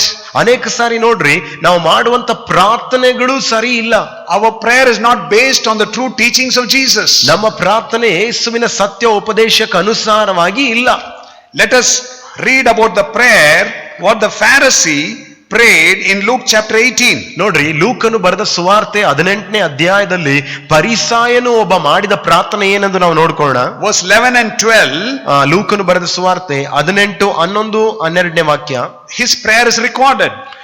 ಅಲ್ಲಿ ಆತನ ಪ್ರಾರ್ಥನೆ ನಾವು ನೋಡ್ತೀವಿ. ಅಲ್ಲಿ He prays like this. ಅವನು ಹೀಗೆ ಪ್ರಾರ್ಥಿಸ್ತಾನೆ. Going into the temple of Jerusalem, ಯೆರೂಸಲೇಮಿನ ದೇವಾಲಯದೊಳಗೆ ಹೋಗಿ he says, I thank you God that I am not a sinner like everyone else. ಅವನು ಹೇಳ್ತಾನೆ, ತಂದೆಯೇ ನಿನಗೆ ಸ್ತೋತ್ರ ಮಾಡುತ್ತಾನೆ, ನಾನು ಎಲ್ಲರ ಹಾಗೆ ಪಾಪಿ ಅಲ್ಲ. Especially like that tax collector over there. ವಿಶೇಷವಾಗಿ ಇಲ್ಲಿ ಇರುವ ಈ ಸುಂಕದವನಂತೆ ನಾನಿಲ್ಲ. For I never cheat, I don't sin, I don't commit adultery. ಏಕೆಂದರೆ ನಾನು ಯಾರಿಂದಲೂ ಸುಳ್ಳುಕೊಳ್ಳುವವನೋ ಅನ್ಯಾಯಗಾರನೋ ಹಾದರ ಮಾಡುವವನೋ ಇಲ್ಲ. I fast twice a week and I give you a tenth of my income. ನಾನು ವಾರಕ್ಕೆ 2 ಸಾರಿ ಉಪವಾಸ ಮಾಡುತ್ತೇನೆ, ನಾನು ಸಂಪಾದಿಸುವ ಎಲ್ಲದರಲ್ಲಿಯೂ 10ರಲ್ಲಿ 1 ಪಾಲನ್ನು ನಿನಗೆ ಕೊಡುತ್ತೇನೆ. Now all what the Pharisee prayed was true in his life. ನೋಡ್ರಿ, ಪರಿಸಾಯನು ಮಾಡಿದ ಪ್ರಾರ್ಥನೆ ಅವನ ಜೀವನದಲ್ಲಿ ಅದು ಸತ್ಯ ಆಗಿತ್ತು. He was not telling a lie in his prayer. ಅವನು ಮಾಡ್ತಿರುವಂತ ಪ್ರಾರ್ಥನೆಯಲ್ಲಿ ದೇವರ ಮುಂದೆ ಅವನು ನಿಂತು ಸುಳ್ಳು ಹೇಳ್ತಿಲ್ಲ. But ಆದ್ರೆ even though he prayed a prayer based on the true thoughts and the true feelings of his mind and emotions, ಅವನ ಮನಸ್ಸು ಅವನ ಒಂದು ಭಾವನೆಗಳಿಗೆ ಸತ್ಯಕ್ಕೆ ತಕ್ಕಂತೆಯೇ ಅವನು ಪ್ರಾರ್ಥನೆ ಮಾಡಿದ್ರು, we see his prayer was not accepted by God. ಆದ್ರೂ ನೋಡುವಾಗ ಅವನು ಮಾಡಿದ ಪ್ರಾರ್ಥನೆ ತಂದೆಯಾದ ದೇವರು ಅದನ್ನ ಸ್ವೀಕರಿಸಲಿಲ್ಲ. Because the true teachings of Jesus is, ಏಕೆಂದ್ರೆ ಯೇಸು ಕ್ರಿಸ್ತನ ಸತ್ಯವಾದ ಉಪದೇಶಗಳೇನೆಂದ್ರೆ, that when we come to God we must humble ourselves. ದೇವರ ವಾಕ್ಯದ ಪ್ರಕಾರವಾಗಿ ನಾವು ದೇವರ ಮುಂದೆ ಬರುವಾಗ ನಮ್ಮನ್ನು ನಾವು ತಗ್ಗಿಸ್ಕೊಳ್ಬೇಕು. Now because this Pharisee did not humble himself, ಈ ಪರಿಸಾಯನು ತನ್ನನ್ನೇ ತಾನು ತಗ್ಗಿಸಿಕೊಳ್ಳದೆ ಹೋದುದರಿಂದ he didn't follow the teachings of Jesus. ಅವನು ಯೇಸುವಿನ ಉಪದೇಶವನ್ನ ಹಿಂಬಾಲಿಸೋಕಾಗ್ಲಿಲ್ಲ. So his prayer was not heard. ಆದುದರಿಂದ ಅವನ ಪ್ರಾರ್ಥನೆ ಪರಲೋಕಕ್ಕೆ ಏರಲಿಲ್ಲ. Whereas the tax collector's prayer, ಆದ್ರೆ ಆ ಟ್ಯಾಕ್ಸ್ ಕಲೆಕ್ಟರ್, ಆ ಸುಂಕದವನ ಪ್ರಾರ್ಥನೆ ನೋಡುವಾಗ he was truly a sinner. ಅವನು ನಿಜವಾಗ್ಲೂ ಒಬ್ಬ ಪಾಪಿಯಾಗಿದ್ದ. He did lot of wrong things. ಅವನು ಅನೇಕ ತಪ್ಪುಗಳನ್ನು ಮಾಡಿದ್ದ. But in his prayer, ಆದ್ರೆ ನೋಡಿ, ಅವನು ಮಾಡಿದ ಪ್ರಾರ್ಥನೆಯಲ್ಲಿ he repented from his sins. ಅವನು ಮಾಡಿದ ಪಾಪಕ್ಕೆ ತಕ್ಕಂತೆ ದೇವರ ಮುಂದೆ ಅವನು ಮಾನಸಾಂತರ ಪಟ್ಟ. He humbled himself. ಅವನು ತನ್ನನ್ನು ತಾನೇ ತಗ್ಗಿಸ್ಕೊಂಡ. So the prayer of the tax collector was in line with the true teachings of Jesus. ನೋಡ್ರಿ, ಸುಂಕದವನು ಈ ಟ್ಯಾಕ್ಸ್ ಕಲೆಕ್ಟರ್ ಮಾಡಿದ ಪ್ರಾರ್ಥನೆ ಹೇಗಿತ್ತಂದ್ರೆ ಯೇಸುವಿನ ಸತ್ಯ ಉಪದೇಶಕ್ಕೆ ತಕ್ಕಂತೆ ಇತ್ತು. So God heard the prayer of the tax collector. ನೋಡ್ರಿ, ತಂದೆಯಾದ ದೇವರು ಆ ಸುಂಕದವನು ಮಾಡಿದ ಪ್ರಾರ್ಥನೆಯನ್ನ ಕೇಳಿಸಿಕೊಂಡನು. And he received the justification from God. ಮತ್ತು ಅವನು ದೇವರಿಂದ ನೀತಿವಂತನೆಂದು ನಿರ್ಣಯಿಸಲ್ಪಟ್ಟ. So my brothers and sisters, ನನ್ನ ಪ್ರಿಯ ಸಹೋದರ ಸಹೋದರಿಯರೇ, we need to have the clear understanding of the truth of the word of God. ದೇವರ ವಾಕ್ಯದ ಸತ್ಯವಾದ ಒಂದು ಸರಿಯಾದ ಒಂದು ತಿಳುವಳಿಕೆ ನಮಗೆ ಬೇಕು. And we need to embrace it, we need to receive it in our life. ನಾವು ಅದನ್ನು ನಮ್ಮ ಜೀವಿತದಲ್ಲಿ ತಬ್ಬಿಕೊಳ್ಬೇಕು, ನಮ್ಮ ಜೀವಿತದಲ್ಲಿ ಸ್ವೀಕರಿಸಿಕೊಳ್ಬೇಕು. Only then we will be set free. ಆಗ ಮಾತ್ರವೇ ನಾವು ಬಿಡುಗಡೆ ಆಗೋಕ್ ಸಾಧ್ಯ. Now let's come back to John chapter 8. ನೋಡ್ರಿ, ನಾವು ಪುನಃ ಯೋಹಾನ 8ನೇ ಅಧ್ಯಾಯಕ್ಕೆ ನಾವು ಬರೋಣ. We read already verse 31. ನಾವು ಯೋಹಾನ 8ನೇ ಅಧ್ಯಾಯ 31ನೇ ವಾಕ್ಯ ಓದಿದ್ದೆ ಆಯ್ತು. And also 32. 8, 31, 32 ಎರಡು ವಾಕ್ಯ ಓದಿದೀವಿ. Now let's read verse 33. ಈಗ 33ನೇ ವಾಕ್ಯ ನಾವು ನೋಡ್ಕೊಳ್ಳೋಣ. Now these Jewish believers, ಇಲ್ಲಿ ಯಹೂದ ವಿಶ್ವಾಸಿಗಳು, these Jewish leaders, ಈ ಯಹೂದ್ಯ ನಾಯಕರುಗಳು, they get into an argument with Jesus. ನೋಡ್ರಿ, ಅವ್ರು ಯೇಸುವಿನ ಹತ್ರ ವಾದಕ್ಕೆ ಇಳಿತಾರೆ. They are saying to Jesus, ಅವ್ರು ಯೇಸುವಿಗೆ ಹೇಳ್ತಾರೆ in verse 33, 33ನೇ ವಾಕ್ಯದಲ್ಲಿ, but we are descendants of Abraham. ಅದಕ್ಕೆ ಅವರು, ನಾವು ಅಬ್ರಾಮನ ಸಂತಾನದವರು ಅಂದರು. We have never been slaves to anyone on earth. ನಾವು ಯಾರಿಗೂ ಎಂದೂ ದಾಸರಾಗಿಲ್ಲ ಎಂದು ಹೇಳಿದರು. What do you mean set free? ನಮಗೆ ಬಿಡುಗಡೆಯಾಗಬೇಕೆಂದು ನೀನು ಹೇಳುವಾಗ ಏನರ್ಥ ಎಂದು ಹೇಳಿದರು. In their own mind, in their own thoughts, what they expressed was a true feeling, a true thought. ಅವರ ಯೋಚನೆಗಳಲ್ಲಿ ಅವರ ಸ್ವಂತ ಅಭಿಪ್ರಾಯಕ್ಕೆ ತಕ್ಕಂತೆ ನೋಡುವಾಗ ಅದು ನಿಜವಾದ ಅನಿಸಿಕೆ, ಸತ್ಯವಾಗಿತ್ತು. But these Jewish leaders did not understand the message of Jesus. ಆದ್ರೆ ಈ ಯಹೂದಿ ನಾಯಕರುಗಳು ಯೇಸುವಿನ ಸಂದೇಶವನ್ನ ಅರ್ಥ ಮಾಡ್ಕೊಳ್ಳಿಲ್ಲ. Jesus was actually speaking about spiritual freedom. ಯೇಸು ಕ್ರಿಸ್ತನು ನಿಜವಾಗ್ಲೂ ಹೇಳ್ಬೇಕಾದ್ರೆ ಆತ್ಮಿಕ ಸ್ವತಂತ್ರದ ಬಗ್ಗೆ ಮಾತನಾಡ್ತಿದ್ದ. Jesus was speaking about freedom from sin. ಯೇಸು ಕ್ರಿಸ್ತನು ಪಾಪದಿಂದ ಸ್ವತಂತ್ರ ಹೇಗೆ ಹೊಂದುತ್ತೀವಿ ಅಂತ ಮಾತನಾಡ್ತಿದ್ದ. Whereas these Jewish leaders mistook it for political freedom. ಆದ್ರೆ ಈ ಯಹೂದಿ ನಾಯಕರುಗಳು ಅದನ್ನ ತಪ್ಪಾಗಿ ರಾಜಕೀಯ ರೀತಿಯಾದ ಸ್ವತಂತ್ರವಾಗಿ ತಗೊಂಡ್ರು. Now listen to their claim in verse 33. 33ನೇ ವಾಕ್ಯದಲ್ಲಿ ಅವ್ರು ಹೇಳೋ ಮಾತನ್ನು ಗಮನವಿಟ್ಟು ನೋಡಿ. Even their claim in verse 33, ಅವರು ಹೇಳಿದಂತ ಮಾತು 33ನೇ ವಾಕ್ಯದಲ್ಲಿ ನೋಡಿ, which we just now read, ಈಗ ತಾನೇ ನಾವು ಓದಿದ್ದು, is a false claim. ಅವರು ಹೇಳ್ಕೊಂಡಂತ ಮಾತು ಅದು ತಪ್ಪಾಗಿ ಕಾಣಲ್ಪಡ್ತು. They were saying descendants of Abraham were never in slavery to anybody. ನೋಡ್ರಿ, ಅವ್ರು ಹೇಳ್ತಿದ್ದಾರೆ ನಾವು ಅಬ್ರಾಮನ ವಂಶಸ್ಥರು, ನಾವು ಯಾರಿಗೂ ಯಾವತ್ತು ದಾಸರಾಗೇ ಇಲ್ಲ. When we look into the Old Testament, ಆದ್ರೆ ದೇವ ಮಕ್ಕಳೇ, ನೀವು ಹಳೆ ಒಡಂಬಡಿಕೆಯನ್ನ ಗಮನವಿಟ್ಟು ನೋಡುವಾಗ we can clearly see in the book of Judges, ನಾವು ನ್ಯಾಯಸ್ಥಾಪಕರ ಪುಸ್ತಕ ನೋಡುವಾಗ್ಲೂ ಅಷ್ಟೇ, that the Jews were enslaved by 7 mighty nations. ನೋಡುವಾಗ ಯಹೂದ್ಯರು 7 ಬಲವಾದ ದೇಶದವರ ಮುಖಾಂತರವಾಗಿ ಅವರು ದಾಸತ್ವಕ್ಕೆ ಒಳಗಾದ್ರು. So the claim of the Jewish leaders were wrong. ಹಾಗಾದ್ರೆ ಈ ಯಹೂದ್ಯ ನಾಯಕರುಗಳು ಯೇಸು ಸ್ವಾಮಿ ಮುಂದೆ ನಿಂತು ಮಾತಾಡಿದ್ದು ತಪ್ಪಾಗಿ ಹೋಯಿತು. Again in the Old Testament we read, ಮತ್ತೆ ನಾವು ಹಳೆ ಒಡಂಬಡಿಕೆಯ ನಾವು ಚರಿತ್ರೆಯನ್ನು ನೋಡುವಾಗ the 10 northern tribes of Israel was carried as captives by the Assyrian kingdom. ಅಶೀರಿಯರ ರಾಜ್ಯದವರು ಈ ಉತ್ತರ ಪಂಗಡದ ಇಸ್ರಾಯೇಲರನ್ನ ಅವರನ್ನ ದಾಸತ್ವಕ್ಕೆ ಒಳಪಡಿಸಿದ್ರು. And the 2 southern tribes of Israel were taken into captivity for 70 years by Babylonian kingdom.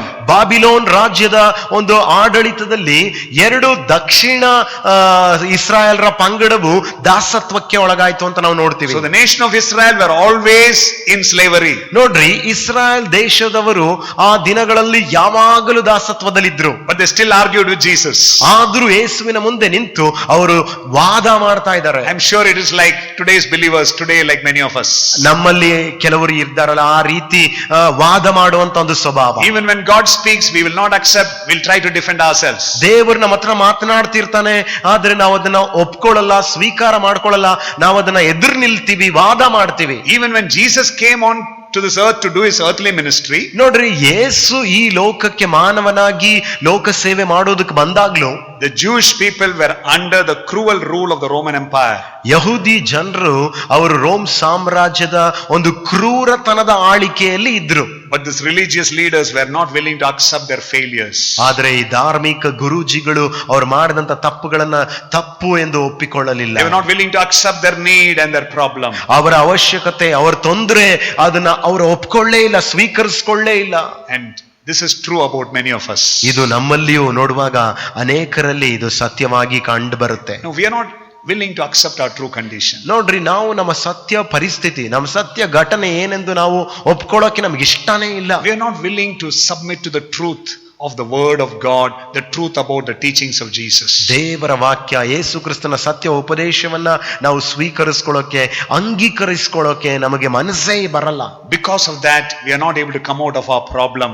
We are not able to come out of our crisis. ಅದರ ನಿಮಿತ್ತವಾಗಿ ನಮ್ಮ ಶ್ರಮ ಸಂಕಟಗಳು, ನಮ್ಮ ತೊಂದರೆಗಳನ್ನ ದಾಟಿ ನಾವು ಹೊರಗಡೆ ಬರೋಕಾಗ್ತಿಲ್ಲ. We know the Holy Spirit is a spirit of truth. ನೋಡ್ರಿ, ನಮ್ಮೆಲ್ರಿಗೂ ಗೊತ್ತಿದೆ ಪರಿಶುದ್ಧಾತ್ಮನು ಅಂತ ಹೇಳುವಾಗ ಆ ಪರಿಶುದ್ಧಾತ್ಮನು ಸತ್ಯದ ಆತ್ಮನು. Many times the Holy Spirit disturbs our hearts, convicts us of sin, but many times, we are not willing to accept it. ಅನೇಕ ಸಾರಿ ಪರಿಶುದ್ಧಾತ್ಮ ನಮ್ಮ ಹೃದಯಗಳಲ್ಲಿ ಮಾತಾಡುವಾಗ, ನಮ್ಮ ತಪ್ಪುಗಳನ್ನ ನಮ್ಮ ಮುಂದೆ ತಂದು ಅದರ ಅರಿವನ್ನ ಹುಟ್ಟಿಸುವಾಗ ನಾವು ಅದನ್ನ ಅಂಗೀಕರಿಸಿಕೊಳ್ಳೋಕೆ ಸಿದ್ಧವಾಗಿಲ್ಲ.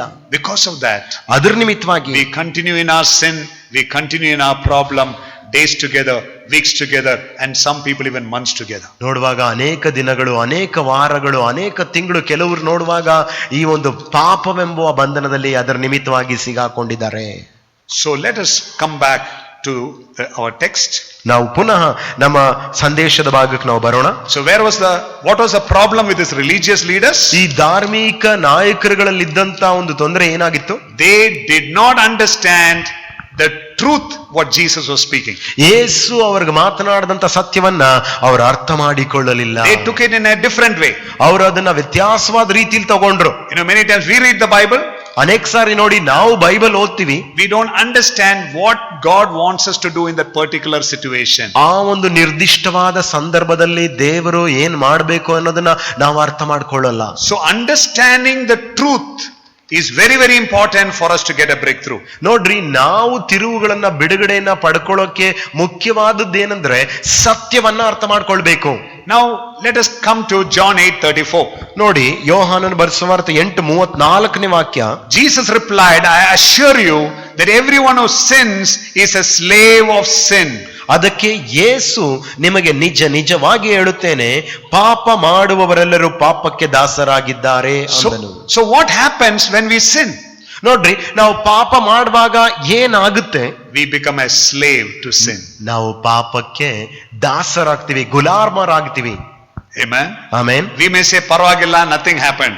ನಾವು ಹೇಳ್ಬೋದು, ಓ ಪರವಾಗಿಲ್ಲ, ಏನ್ ಯೋಚನೆ ಇಲ್ಲ, ಏನು ಆಗಿಲ್ಲ ಅಂತ ನಾವ್ ಹೇಳ್ಬೋದು. Nobody knows it. ಯಾರಿಗೂ ನಾನು ಮಾಡಿದ ತಪ್ಪು ಗೊತ್ತಿಲ್ಲ ಅಂತ ಹೇಳ್ಬೋದು. It is secret. ಅದು ರಹಸ್ಯವಾಗಿದೆ. But every time you and I sin, ಆದ್ರೆ ನೋಡಿ ದೇವ ಮಕ್ಕಳೇ, ಪ್ರತಿ ಸಾರಿ ನೀವು ಪಾಪ ಮಾಡುವಾಗ we become a slave of sin. ನಾವು ಪಾಪಕ್ಕೆ ಗುಲಾಮರಾಗ್ತೀವಿ. That's why we need to know the truth, the true teachings of Jesus, and submit ourselves to the true teachings, and then the truth of Jesus will set us free. ಅದಕ್ಕೆ ನಾವು ಯೇಸುವಿನ ಸತ್ಯವನ್ನ, ಯೇಸುವಿನ ಸತ್ಯ ಉಪದೇಶವನ್ನ ಅರ್ಥ ಮಾಡ್ಕೊಳ್ಬೇಕು. ಅದನ್ನ ಅರ್ಥ ಮಾಡ್ಕೊಂಡಾಗ ಆ ಯೇಸುವಿನ ಸತ್ಯ ಉಪದೇಶ ನಮಗೆ ಬಿಡುಗಡೆ ಮಾಡುತ್ತೆ. Now Jesus continues to explain about this.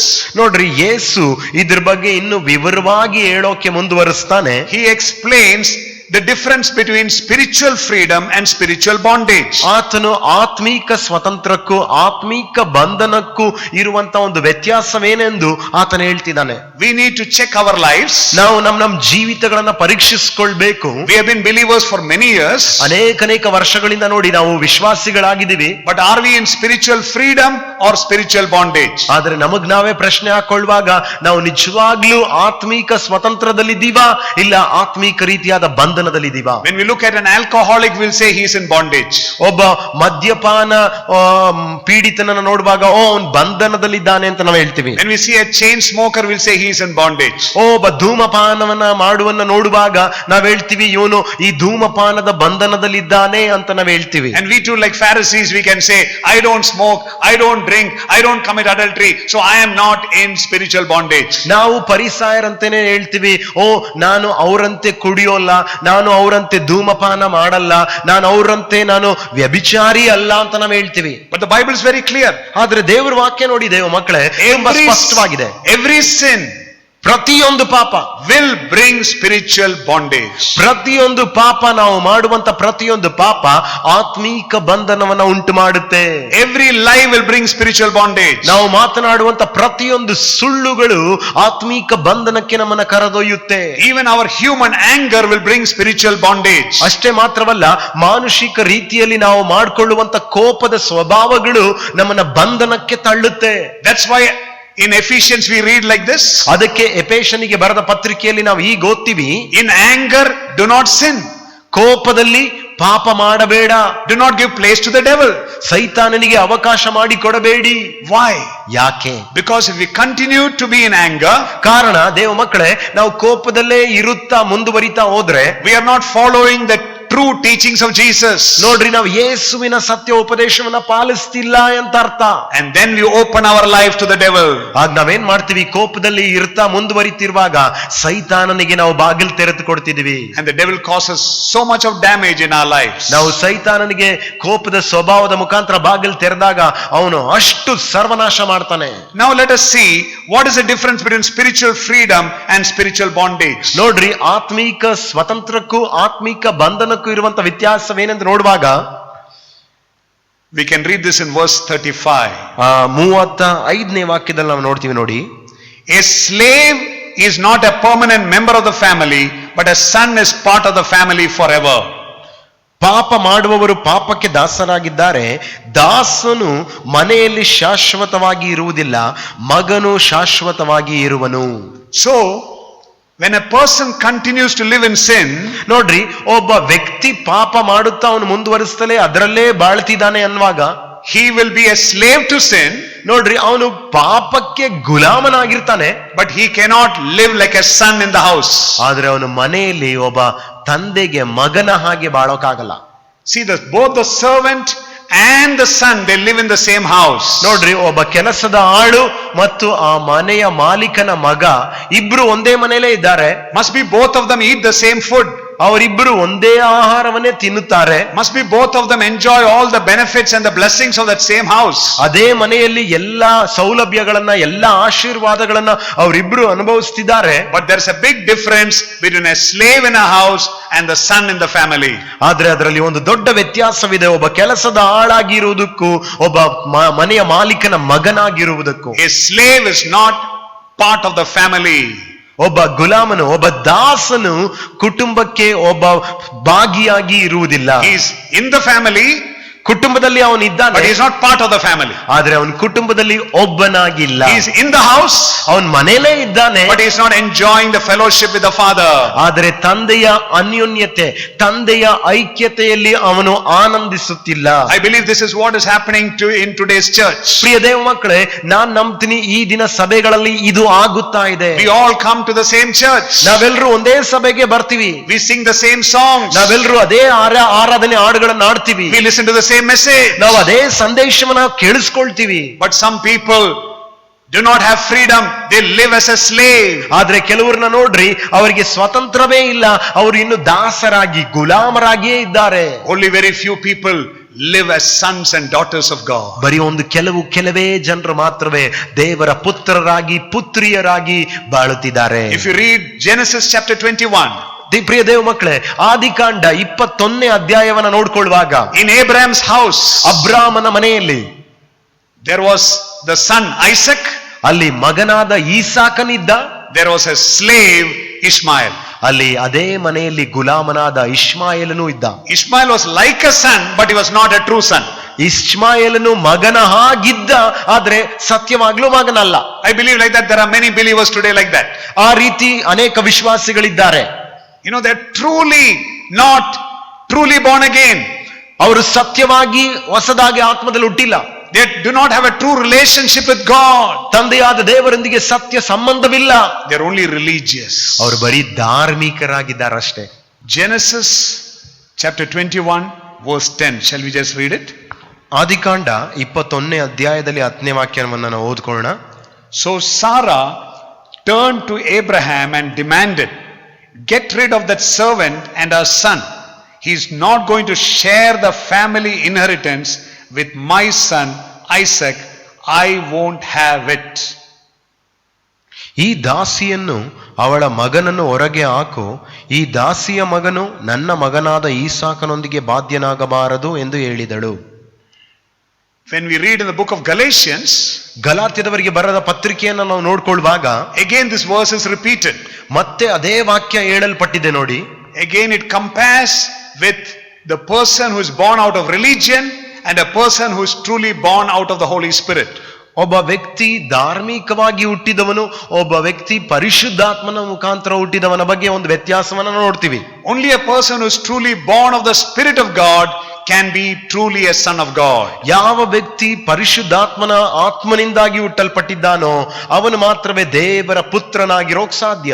Whereas people who are born out of a religion will be like a slave in the house. They cannot function as a son. ಆದ್ರೆ ಧಾರ್ಮಿಕ ರೀತಿಯಲ್ಲಿ ಹುಟ್ಟಿರುವಂತ ಮಗನು, ಅವನು ಆ ಮನೆಯಲ್ಲಿ ಬರೀ ಗುಲಾಮನಾಗಿಯೇ ಇರುವನೇ ಹೊರತು ಮಗನಾಗಿ ಇರ್ಲಿಕ್ಕೆ ಆಗೋಲ್ಲ.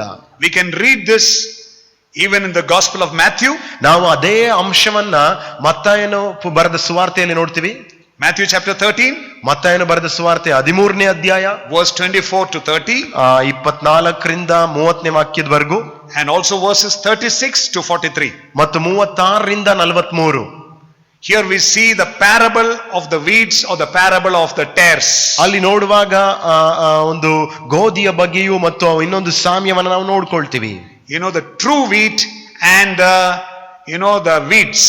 ಆ ಒಂದು ಕಳೆಯ ಬಗ್ಗೆ ನಾವು ನೋಡ್ತೀವಿ. So, when we read those verses, ನಾವು ಆ ಒಂದು ವಾಕ್ಯಗಳನ್ನು ಓದುವಾಗ we can see that the true wheat and the weeds, they grow together. ನೋಡ್ರಿ, ಆ ಗೋಧಿಯು ಮತ್ತು ಆ ಕಳೆಗಳು ಎರಡು ಒಟ್ಟಾಗೆ ಬೆಳಿತವೆ. But only during the day of judgment they will be separated. ಆದ್ರೆ ನ್ಯಾಯ ತೀರ್ಪಿನ ದಿನದಲ್ಲಿ ಮಾತ್ರವೇ ಅವುಗಳು ಬೇರ್ಪಡಿಸಲ್ಪಡ್ತವೆ. So in the same way, ಅದೇ ಪ್ರಕಾರ the son and the slave must be live together. ಮಗನು ಮತ್ತು ಗುಲಾಮನು ಇಬ್ರು ಒಟ್ಟಿಗೆ ಬಾಳ್ಬೇಕು. They will come to the same church. ಅವರು ಒಂದೇ ಸಭೆಗೆ ಬರ್ತಿರ್ತಾರೆ. They will have communion together. ಅವರು ಒಟ್ಟಿಗೆನೆ ದೇವರ ಭೋಜನವನ್ನ ತಗೊಳ್ತಾರೆ. They will have fellowship together.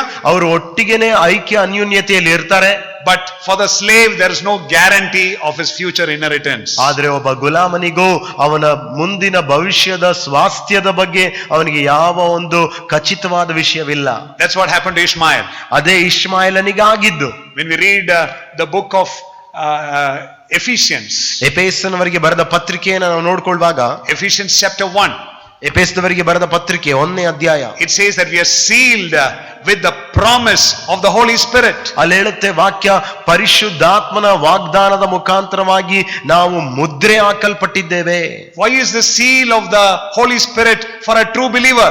ಯಾಕೆ ಸತ್ಯವಾದ ವಿಶ್ವಾಸಿಗಳಿಗೆ ಈ ಪರಿಶುದ್ಧಾತ್ಮನ ಮುದ್ರೆಯು ಬೇಕಿತ್ತು? That is a guarantee that true believer who is born of God will receive an eternal inheritance when Jesus Christ comes back.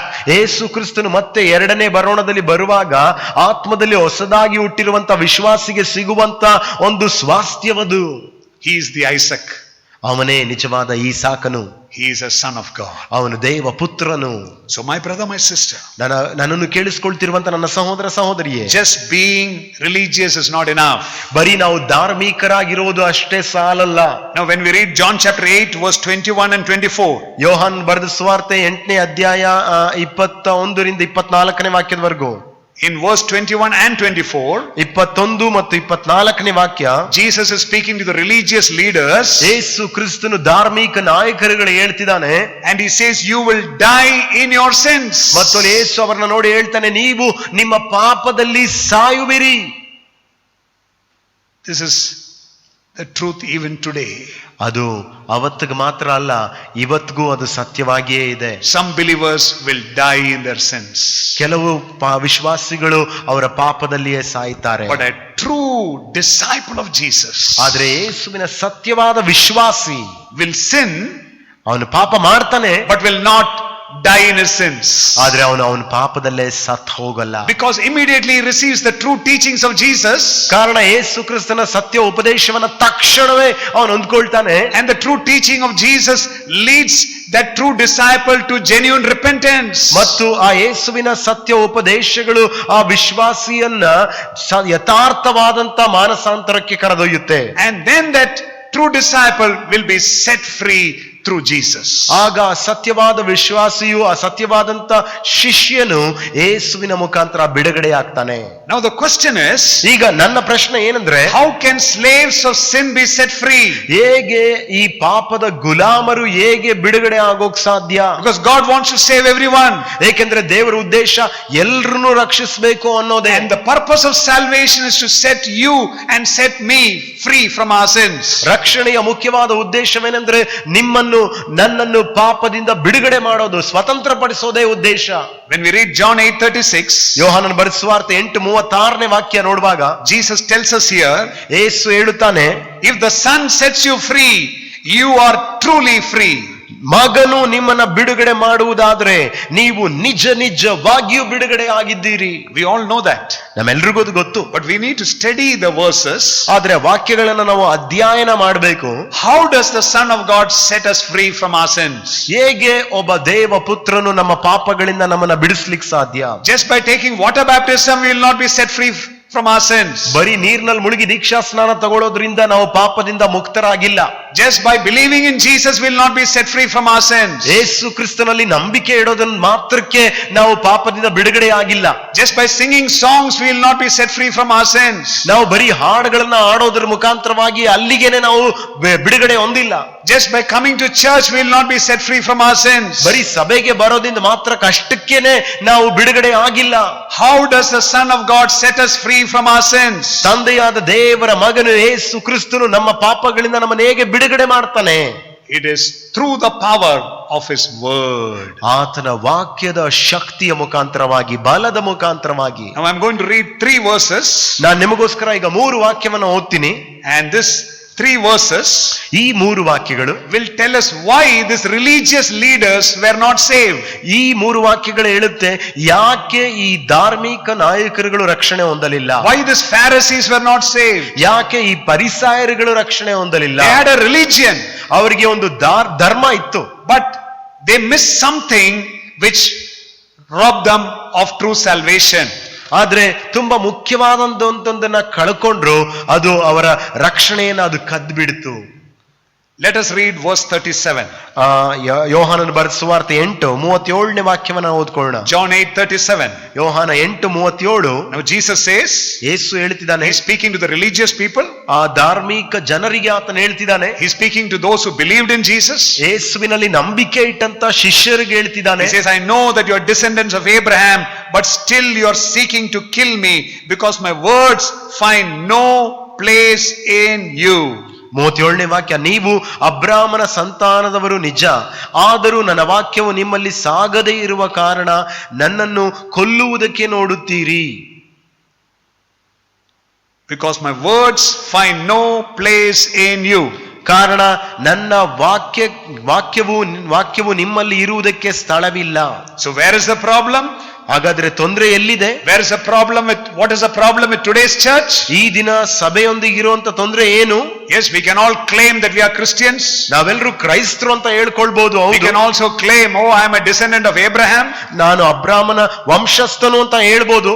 But sadly, Jesus' words have no place in our hearts and in our life. ಆದರೆ ದುಃಖಕರವಾದ ವಿಷಯ, ಯೇಸು ಕ್ರಿಸ್ತನ ವಾಕ್ಯಗಳಿಗೆ ನಮ್ಮ ಹೃದಯದಲ್ಲೂ ನಮ್ಮ ಜೀವಿತದಲ್ಲೂ ಸ್ಥಳವಿಲ್ಲ. My brother, my sister, ನನ್ನನ್ನು ಕೇಳಿಸಿಕೊಳ್ತಿರುವಂತ let us ಸಹೋದರ, take it seriously. ನಾವು ಈ ವಾಕ್ಯವನ್ನ ಗಂಭೀರವಾಗಿ ತಗೊಳ್ಳೋಣ. If God's word, if Jesus' words doesn't dwell in our hearts, ಯೇಸು ಕ್ರಿಸ್ತನ ವಾಕ್ಯಗಳು ನಮ್ಮ ಹೃದಯಗಳಲ್ಲಿ ವಾಸ ಮಾಡಲಿಲ್ಲವಾದ್ರೆ we are just deceiving ourselves. ನಾವು ನಮ್ಮನ್ನೇ ನಾವು ವಂಚಿಸಿಕೊಳ್ತಿದ್ದೀವಿ. We will not have a relationship with God. ನಮಗೆ ತಂದೆಯಾದ ದೇವರೊಂದಿಗೆ ಸಂಬಂಧವಿಲ್ಲ. We will not be set free from our sins. ನಾವು ನಮ್ಮ ಪಾಪಗಳಿಂದ ಮುಕ್ತರಾಗಲ್ಲ, ಬಿಡುಗಡೆ ಆಗಲ್ಲ. Let us read John 8 verse 43. ಯೋಹಾನ ಬರೆದ ಸುವಾರ್ತೆ 8:43ನೇ ವಾಕ್ಯ ನೋಡಿ. Now again Jesus is speaking to the religious people. ಯೇಸು ಮತ್ತೆ ಧಾರ್ಮಿಕ ಜನರಿಗೆ ಹೇಳ್ತಿದ್ದಾನೆ. He is speaking to the believers who believed in him. ಆತನಲ್ಲಿ ನಂಬಿಕೆ ಇಟ್ಟಂತ ವಿಶ್ವಾಸಿಗಳಿಗೆ ಆತನ ಹೇಳ್ತಿದ್ದಾನೆ. Why do you not understand what I say? ನಾನು ಹೇಳ್ತಿರುವುದು ಯಾಕೆ ನೀವು ಅರ್ಥ ಮಾಡ್ಕೊಳ್ತಿಲ್ಲ? It is because you are not able to hear and accept my word. ನನ್ನ ಬೋಧನೆಗೆ ಕಿವಿಗೊಡಲಾರದೆ ಇರುವುದೇ ಕಾರಣ. Now don't you think this is the same problem in today's church? ನಿಮ್ಗೆ ಅನ್ನಿಸ್ತಿಲ್ವಾ ಇವತ್ತಿನ ದಿನದ ಸಭೆಗೂ ಇದೇ ತೊಂದರೆ ಅಂತ? Many people hear the message but they cannot understand the message. ಅನೇಕ ಜನರು ನೋಡಿ ಸಂದೇಶವನ್ನ ಕೇಳಿಸ್ಕೊಳ್ತಾರೆ, ಆದ್ರೆ ಅದನ್ನ ಅರ್ಥ ಮಾಡ್ಕೊಳ್ಳಲ್ಲ. They are not able to understand the teachings of Jesus. ಯೇಸು ಕ್ರಿಸ್ತನ ಉಪದೇಶಗಳನ್ನ ಅವರಿಂದ ಅರ್ಥ ಮಾಡ್ಕೊಳ್ಳೋಕೆ ಆಗ್ತಿಲ್ಲ. They are always busy with church programs. ಅವ್ರು ಯಾವಾಗ್ಲೂ ಸಭೆಯ ಕಾರ್ಯಕ್ರಮಗಳೊಂದಿಗೆ ತುಂಬಾ ಬ್ಯುಸಿ. They are active. ಅವ್ರೇನೋ ಚುರುಕಾಗಿದ್ದಾರೆ, but they are not able to hear and accept the true teachings of Jesus. ಅವರು ಅದನ್ನ ಕೇಳಿಸ್ಕೊಂಡು ಯೇಸುವಿನ ಸತ್ಯವಾದ ಉಪದೇಶವನ್ನ ಅಂಗೀಕರಿಸಿಕೊಳ್ಳೋಕಾಗ್ತಿಲ್ಲ. Because of that, ಅದರ ನಿಮಿತ್ತ they are not able to have a permanent position in the family of God. ದೇವರ ಕುಟುಂಬವೆಂಬುವಂತ ಸಭೆಯಲ್ಲಿ ಒಂದು ಶಾಶ್ವತವಾದ ಪದವಿಯನ್ನ ಅವರಿಂದ ಹೊಂದ್ಕೊಳ್ಳೋಕಾಗ್ತಿಲ್ಲ. They are not able to grow in righteousness. ಅವರು ದೇವರ ನೀತಿವಂತಿಕೆಯಲ್ಲಿ ಬೆಳೆಯೋಕಾಗ್ತಿಲ್ಲ. They are not able to experience the freedom what Jesus came to give. ಯೇಸು ಕ್ರಿಸ್ತನು ಕೊಡಲಿಕ್ಕೆ ಬಂದಂತ ಸ್ವತಂತ್ರವನ್ನ ಅವರಿಂದ ಪೂರ್ಣವಾಗಿ ಅನುಭವಿಸೋಕಾಗ್ತಿಲ್ಲ. Their life is as miserable as it was before they came to Jesus. ಅವರು ಯೇಸು ಕ್ರಿಸ್ತನನ್ನ ಅಂಗೀಕಾರ ಮಾಡೋಕ್ ಮುಂಚೆ ಎಂತ ಒಂದು ದುರಾವಸ್ಥೆಯಲ್ಲಿ ಇದ್ದರೋ ಅದೇ ದುರಾವಸ್ಥೆಯಲ್ಲಿಯೇ ಈಗಲೂ ಇದ್ದಾರೆ. Let us read verse 47. 47ನೇ ವಾಕ್ಯ, John 8 verse 47. ಯೋಹಾನ ಬರೆದ ಸುವಾರ್ತೆ 8ನೇ ಅಧ್ಯಾಯದಲ್ಲಿ 47ನೇ ವಾಕ್ಯ. Anyone whose father is God listens gladly to the words of God. Since you don't, it proves you aren't God's children. ದೇವರಿಂದ ಹುಟ್ಟಿದವನು ದೇವರ ಮಾತುಗಳನ್ನು ಕೇಳುತ್ತಾನೆ, ನೀವು ದೇವರಿಂದ ಹುಟ್ಟದ ಕಾರಣ ಅವುಗಳನ್ನು ಕೇಳುವುದಿಲ್ಲ ಎಂದು ಹೇಳಿದನು. So you see, God's word plays a major role in our salvation. ನೋಡ್ರಿ, ದೇವರ ವಾಕ್ಯವೆನ್ನೋದು ನಮಗೆ ಕೊಡಲ್ಪಟ್ಟಂತ ರಕ್ಷಣೆಯಲ್ಲಿ ತುಂಬಾ ಮುಖ್ಯವಾದ ಕೆಲಸ ಮಾಡುತ್ತೆ. Whereas this religious leaders, ಆದ್ರೆ ಈ ಧಾರ್ಮಿಕ ಗುರೂಜಿಗಳು, Because their father was not God. ಅವರ ತಂದೆಯಂದಿರು ದೇವರಾಗಿಲ್ಲದ ಕಾರಣ They never listened to Jesus. They never listened to the words of God. ಅವರು ಯೇಸುವಿನ ಮಾತನ್ನ ಕೇಳಿಸಿಕೊಳ್ಳಲಿಲ್ಲ, ತಂದೆಯಾದ ದೇವರ ಮಾತನ್ನು ಕಿವಿಗೊಡಲಿಲ್ಲ. And you listen, Jesus is speaking to them in verse 44. ಮತ್ತು 44ನೇ ವಾಕ್ಯದಲ್ಲಿ ಯೇಸು ಅವ್ರಿಗೆ ಮಾತನಾಡ್ತಿದ್ದಾನೆ ನೋಡಿ. For you are the children of your father the devil, and you love to do the evil things he does. He was a murderer from the beginning and has always hated the truth. There is no truth in him.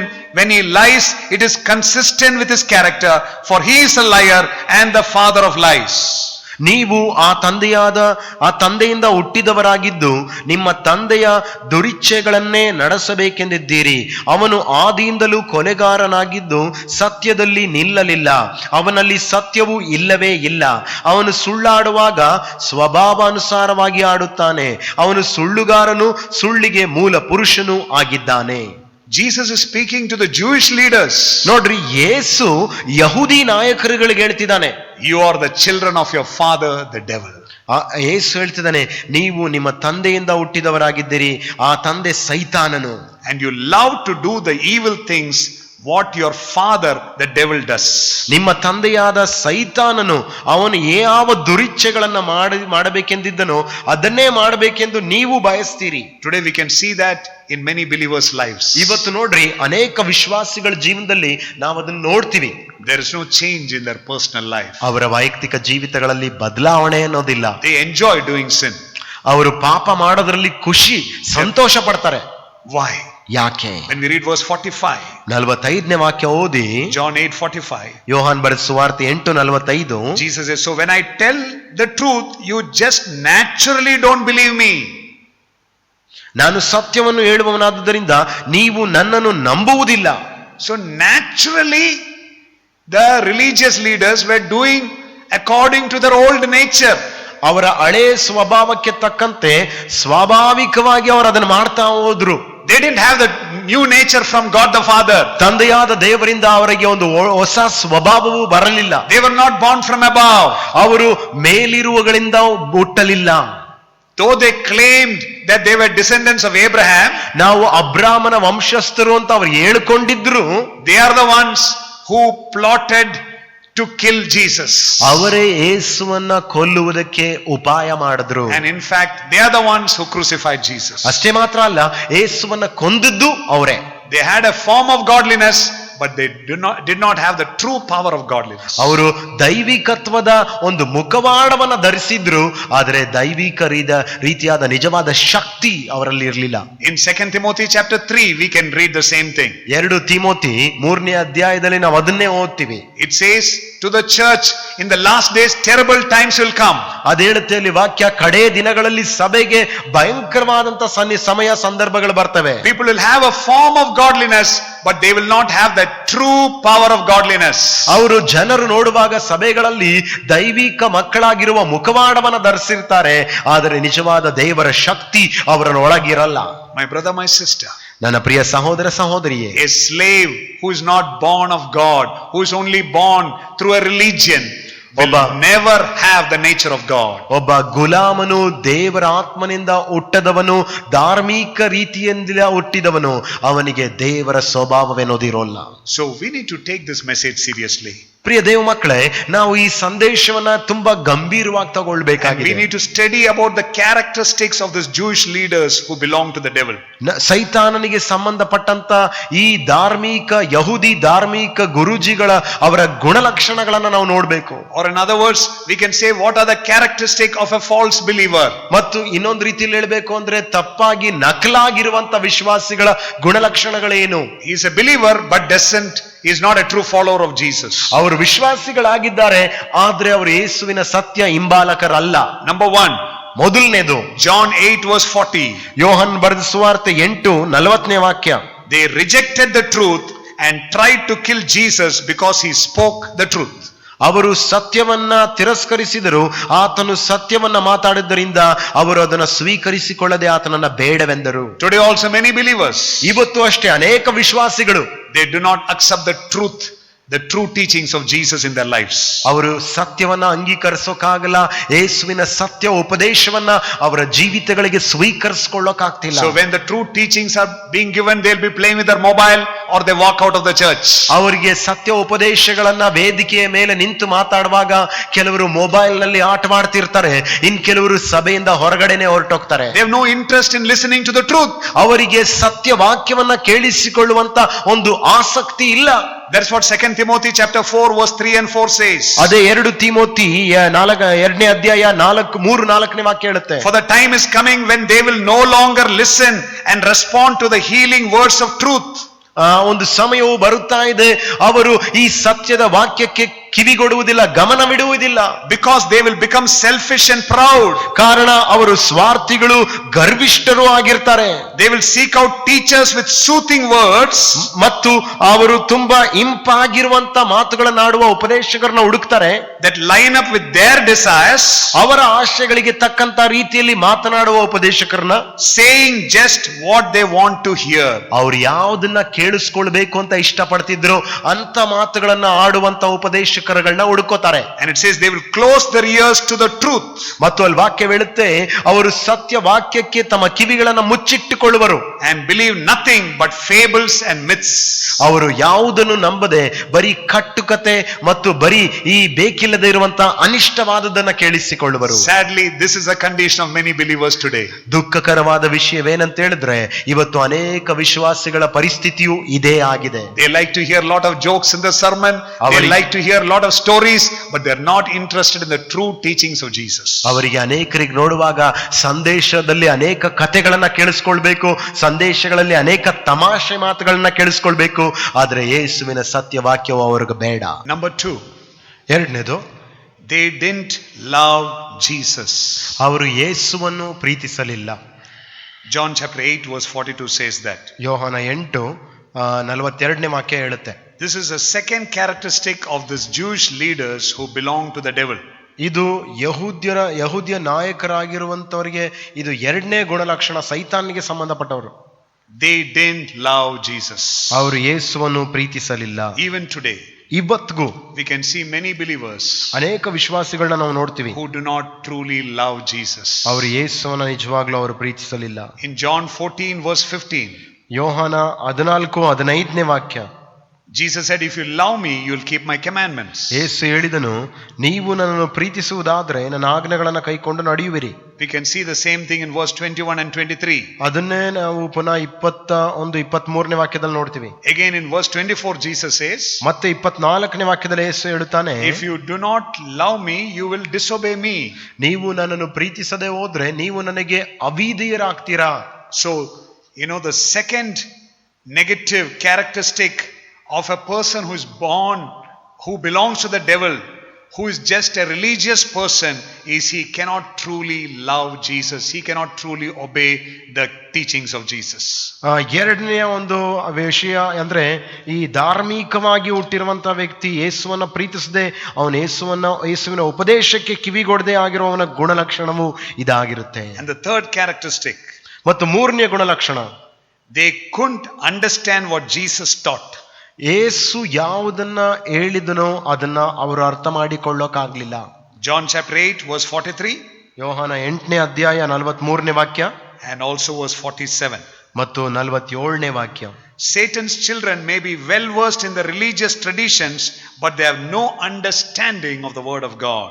ಸೈತಾನನ ಒಂದು ಪಂಕ್ತಿಯವರು ಅವರಿಗೆ ತುಂಬಾ ಚೆನ್ನಾಗಿ ವಾಕ್ಯ ತಿಳಿದಿರಬಹುದು, ಆದರೆ ವಾಕ್ಯದ ಅರಿವಿರೋಲ್ಲ. Even this understanding of the word of God is the true work of God in our lives. ನೋಡ್ರಿ, ದೇವರ ವಾಕ್ಯವನ್ನ ಅರ್ಥ ಮಾಡಿಕೊಳ್ಳುವಂತ ವಿಷಯವು ದೇವರ ಕೆಲಸ, ದೇವರ ಕ್ರಿಯೆ ಆಗಿದೆ ವಿಶ್ವಾಸಿಯ ಜೀವನದಲ್ಲಿ. If you read 1 John chapter 2 verse 27, 1 ಯೋಹಾನ 2ನೇ ಅಧ್ಯಾಯ 27ನೇ ವಾಕ್ಯವನ್ನ ಓದುವಾಗ, Apostle John says, the anointing which is within you will teach you all things, and nobody needs to teach you. ಅಲ್ಲಿ ಅಪೊಸ್ತಲನಾದಂತ ಯೋಹಾನನು ಬರೆಯುತ್ತಾನೆ, ನೀನು ಹೊಂದಿಕೊಂಡಿರುವಂತ ಅಭಿಷೇಕವೇ ನಿನಗೆ ಎಲ್ಲವನ್ನು ಬೋಧಿಸುತ್ತದೆ, ನಿನಗೆ ಬೋಧಿಸುವವರು ಬೇರೆ ಯಾರು ಬೇಕಿಲ್ಲ.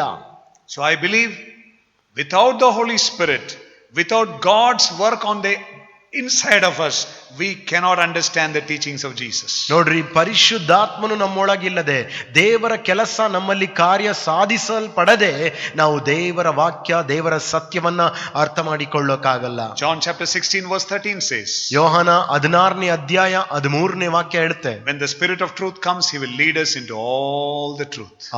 ಆ ಸತ್ಯದ ಆತ್ಮನು ಬಂದಾಗ ಆತನು ಸಕಲ ಸತ್ಯ ಮಾರ್ಗದಲ್ಲಿ ನಿಮ್ಮನ್ನು ನಡೆಸುವನು. So any person who is truly born of God, ಯಾವುದೇ ವ್ಯಕ್ತಿಯಾಗಲಿ ಅವನು ಆತ್ಮದಲ್ಲಿ ಹೊಸದಾಗಿ ಹುಟ್ಟಿದ್ದಾನೆ ಅಂದ್ರೆ will truly follow the teachings of Jesus. ಅವನು ಖಂಡಿತವಾಗ್ಲೂ ಯೇಸು ಕ್ರಿಸ್ತನ ಉಪದೇಶಗಳನ್ನ ಕೈಕೊಂಡು ನಡೆಯುವನು. I am closing my message. ನಾನು ಇಲ್ಲಿಗೆ ನನ್ನ ಸಂದೇಶವನ್ನು ಮುಗಿಸುತ್ತಿದ್ದೇನೆ. Please understand this powerful truth. ಪ್ರಿಯ ದೇವ ಮಕ್ಕಳೇ, ದಯವಿಟ್ಟು ಈ ಬಲವುಳ್ಳ ಸತ್ಯವನ್ನ ಅರ್ಥ ಮಾಡ್ಕೊಳ್ರಿ. Jesus wants to set you free from your sins. ಯೇಸು ನಿಮ್ಮನ್ನು ನಿಮ್ಮ ಪಾಪಗಳಿಂದ ಬಿಡಿಸಬೇಕೆಂದಿದ್ದಾನೆ. Jesus wants to set you free from Satan.